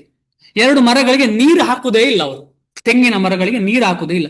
ಒಂದೊಂದು ತೆಂಗಿನ ಮರದಲ್ಲಿ 800 ಎಳ್ನೀರು ಬರ್ತಾವ. ಯಾಕೆ ಅಂತ ಹೇಳಿದ್ರೆ ಅಲ್ಲಿ ನಿತ್ಯವೂ ಭಗವಂತನ ನಾಮಸ್ಮರಣೆ ಶಬ್ದ. ಆ ಶಬ್ದದಿಂದ ಮರಗಳಿಗೆ ಶಕ್ತಿ ಸಿಗ್ತಾ ಉಂಟಂತೆ. ನಾನು ಹೇಳಿದೆ, ನನ್ಗೆ ಸಂಶಯ ಆಗ್ತಾ ಉಂಟಂತೆ, ಬನ್ನಿ ನಾನೇ ತೋರಿಸ್ತೇನೆ ನಿಮಗೆ. ನಾವು ಹೋಗ್ಲಿಲ್ಲ, ಆದ್ರೆ ಅವರು ಖಂಡಿತವಾಗಿ ಹೇಳಿದ್ದಾರೆ, ನಾನೇ ತೋರಿಸ್ತೇನೆ ನಿಮಗೆ, ನೀರೇ ಹಾಕುದಿಲ್ಲ ಅಲ್ಲಿ. ಆಶ್ಚರ್ಯ ಅಲ್ವಾ? ಖಂಡಿತವಾಗಿ ಆಶ್ಚರ್ಯ. ನಾನಂತೂ ನೋಡಿಲ್ಲ, ಆದ್ರೆ ಕೇಳಿದ್ದೇನೆ. ಇದು ಸುಳ್ಳಲ್ಲ ಕೇಳಿದ್ದು. ಆದ ಕಾರಣ ಈ ಮಹಾಮಂತ್ರಕ್ಕೆ ಅಷ್ಟು ಬೆಲೆ ಇದೆ. ಆಮೇಲೆ ಎಷ್ಟೋ ಕಡೆ ಮಳೆ ಬಂದದ್ದೂ ಉಂಟು. ಯಜ್ಞಗಳನ್ನು ನಡೆಸುವುದರಿಂದ ಎಲ್ಲ ಕರ್ಮಗಳು ಪರಿಶುದ್ಧವಾಗುತ್ತವೆ. ವೇದಗಳಲ್ಲಿ ಹೇಳಿರುವಂತೆ ಆಹಾರ ಶುದ್ಧೌ ಸತ್ವಶುದ್ಧಿ, ಸತ್ವಶುದ್ಧೌ ಧ್ರುವ ಸ್ಮೃತಿ, ಸ್ಮೃತಿರ್ಲಂಬೆ ಸರ್ವ ಗ್ರಂಥೀನಾಂ ವಿಪ್ರಮೋಕ್ಷ. ತುಂಬಾ ಇಂಪಾರ್ಟೆಂಟ್ ಶ್ಲೋಕ ಇದು. ಯಜ್ಞಾಚರಣೆಯಿಂದ ಮನುಷ್ಯನ ಆಹಾರವು ಪವಿತ್ರವಾಗುತ್ತದೆ. ಅಂದ್ರೆ ನಮಗೆಲ್ಲ ಆಹಾರ ಬೇಕಲ್ಲ, ಸುಮ್ಮನೆ ಆಹಾರ ಸಿಗುವುದಿಲ್ಲ, ಯಜ್ಞ ಮಾಡಿದ್ರೆ ಮಾತ್ರ ಆಹಾರ ಪವಿತ್ರವಾಗ್ತದೆ. ಪವಿತ್ರವಾದ ಆಹಾರವನ್ನು ಸೇವಿಸಿದ ಮನುಷ್ಯನ ಬದುಕೇ ಪವಿತ್ರವಾಗುತ್ತದೆ. ಬದುಕು ಪವಿತ್ರವಾದಾಗ ಸ್ಮೃತಿಯು ಪವಿತ್ರವಾಗುತ್ತದೆ. ಸ್ಮೃತಿಯು ಪವಿತ್ರವಾದಾಗ ಮನುಷ್ಯನು ಮೋಕ್ಷ ಮಾರ್ಗವನ್ನು ಕುರಿತು ಚಿಂತಿಸಬಹುದು. ಇವೆಲ್ಲವೂ ಸೇರಿ ಕೃಷ್ಣ ಪ್ರಜ್ಞೆಗೆ ಒಯ್ಯುತ್ತವೆ. ಇಂದಿನ ಸಮಾಜಕ್ಕೆ ಅತ್ಯಗತ್ಯವಾದದ್ದು ಕೃಷ್ಣ ಪ್ರಜ್ಞೆ. ಇದರಲ್ಲಿ ಎರಡು ವಿಷಯ ಉಂಟು, ಒಂದು ಶಬ್ದ, ಒಂದು ಆಹಾರ, ಒಳಗೆ ಹೋಗುವಂಥದ್ದು. ಬಾಯಿಂದ ಮಾಡುವಂತಹ ಶಬ್ದ, ಆಮೇಲೆ ಬಾಯಿಯ ಒಳಗೆ ಹೋಗುವಂತಹ ಆಹಾರ. ಇದು ಎರಡು ಶುದ್ಧ ಆದ್ರೆ ಮಾತ್ರ ಭಗವಂತನ ಬಗ್ಗೆ ತಿಳಿಲಿಕ್ಕೆ ಸಾಧ್ಯ. ಅದಕ್ಕೋಸ್ಕರ ಶ್ರೀಲ ಪ್ರಭುಪಾದರು ಫಸ್ಟಿಗೆ ಏನ್ ಮಾಡಿದ್ರು, ಚಾಂಟಿಂಗ್ ಮಾಡಿಸಿದ್ರು. ಎರಡನೇದು ಏನ್ ಮಾಡಿದ್ರು, ಪ್ರಸಾದ ಕೊಟ್ರು. ಪ್ರಸಾದ ತಕೊಳ್ತಾ ಮನಸ್ಸು ಶುದ್ಧ ಆಯ್ತು. ಆಮೇಲೆ ಮಂತ್ರ ಮಾಡ್ತಾ ಮಾಡ್ತಾ ಮಾಡ್ತಾ ಹೃದಯಾದಿಗಳೆಲ್ಲ ಶುದ್ಧ ಆಯ್ತು. ಆದ ಕಾರಣ ಆಹಾರ ಶುದ್ಧ, ಸತ್ವ ಶುದ್ಧ. ಈ ಶ್ಲೋಕದ ಬಗ್ಗೆ ನಾಳೆ ಇನ್ನೂ ಚರ್ಚೆ ಮಾಡಿ ಮುಂದೆ ಹೋಗೋಣ. ಈಗ ಸಮಯ ಆಯ್ತು, ನಿಲ್ಲಿಸ್ತಾ ಇದ್ದೇನೆ. ಏನಾದ್ರೂ ಪ್ರಶ್ನೆ ಇದ್ರೆ ಅಥವಾ ಏನಾದ್ರೂ ನಾನು ತಪ್ಪು ಹೇಳಿದ್ರೆ ದಯವಿಟ್ಟು ಕರೆಕ್ಷನ್ ಮಾಡಿ ಅಂತ ಕೇಳ್ಕೊಳ್ತೀನಿ. ನಾನು ಹೆಚ್ಚು ಪಾಸ್ಟ್ ಟೈಮ್ಸ್ ಎಲ್ಲ ಹೇಳ್ತಾ ಇಲ್ಲ, ಯಾಕೆಂತ ಹೇಳಿದ್ರೆ ಇದೊಂದು ಫ್ಲೋದಲ್ಲಿ ಹೋದ್ರೆ ನಮಗೊಂದು ಅರ್ಥ ಆಗ್ತದೆ. ನಿಲ್ಲಿಸಿ ಹೋಗ್ತಾ ಇಲ್ಲ ನಾನು. ದಯವಿಟ್ಟು ಅದ್ರ ಬಗ್ಗೆ ಕ್ಷಮೆ ಇರ್ಲಿ.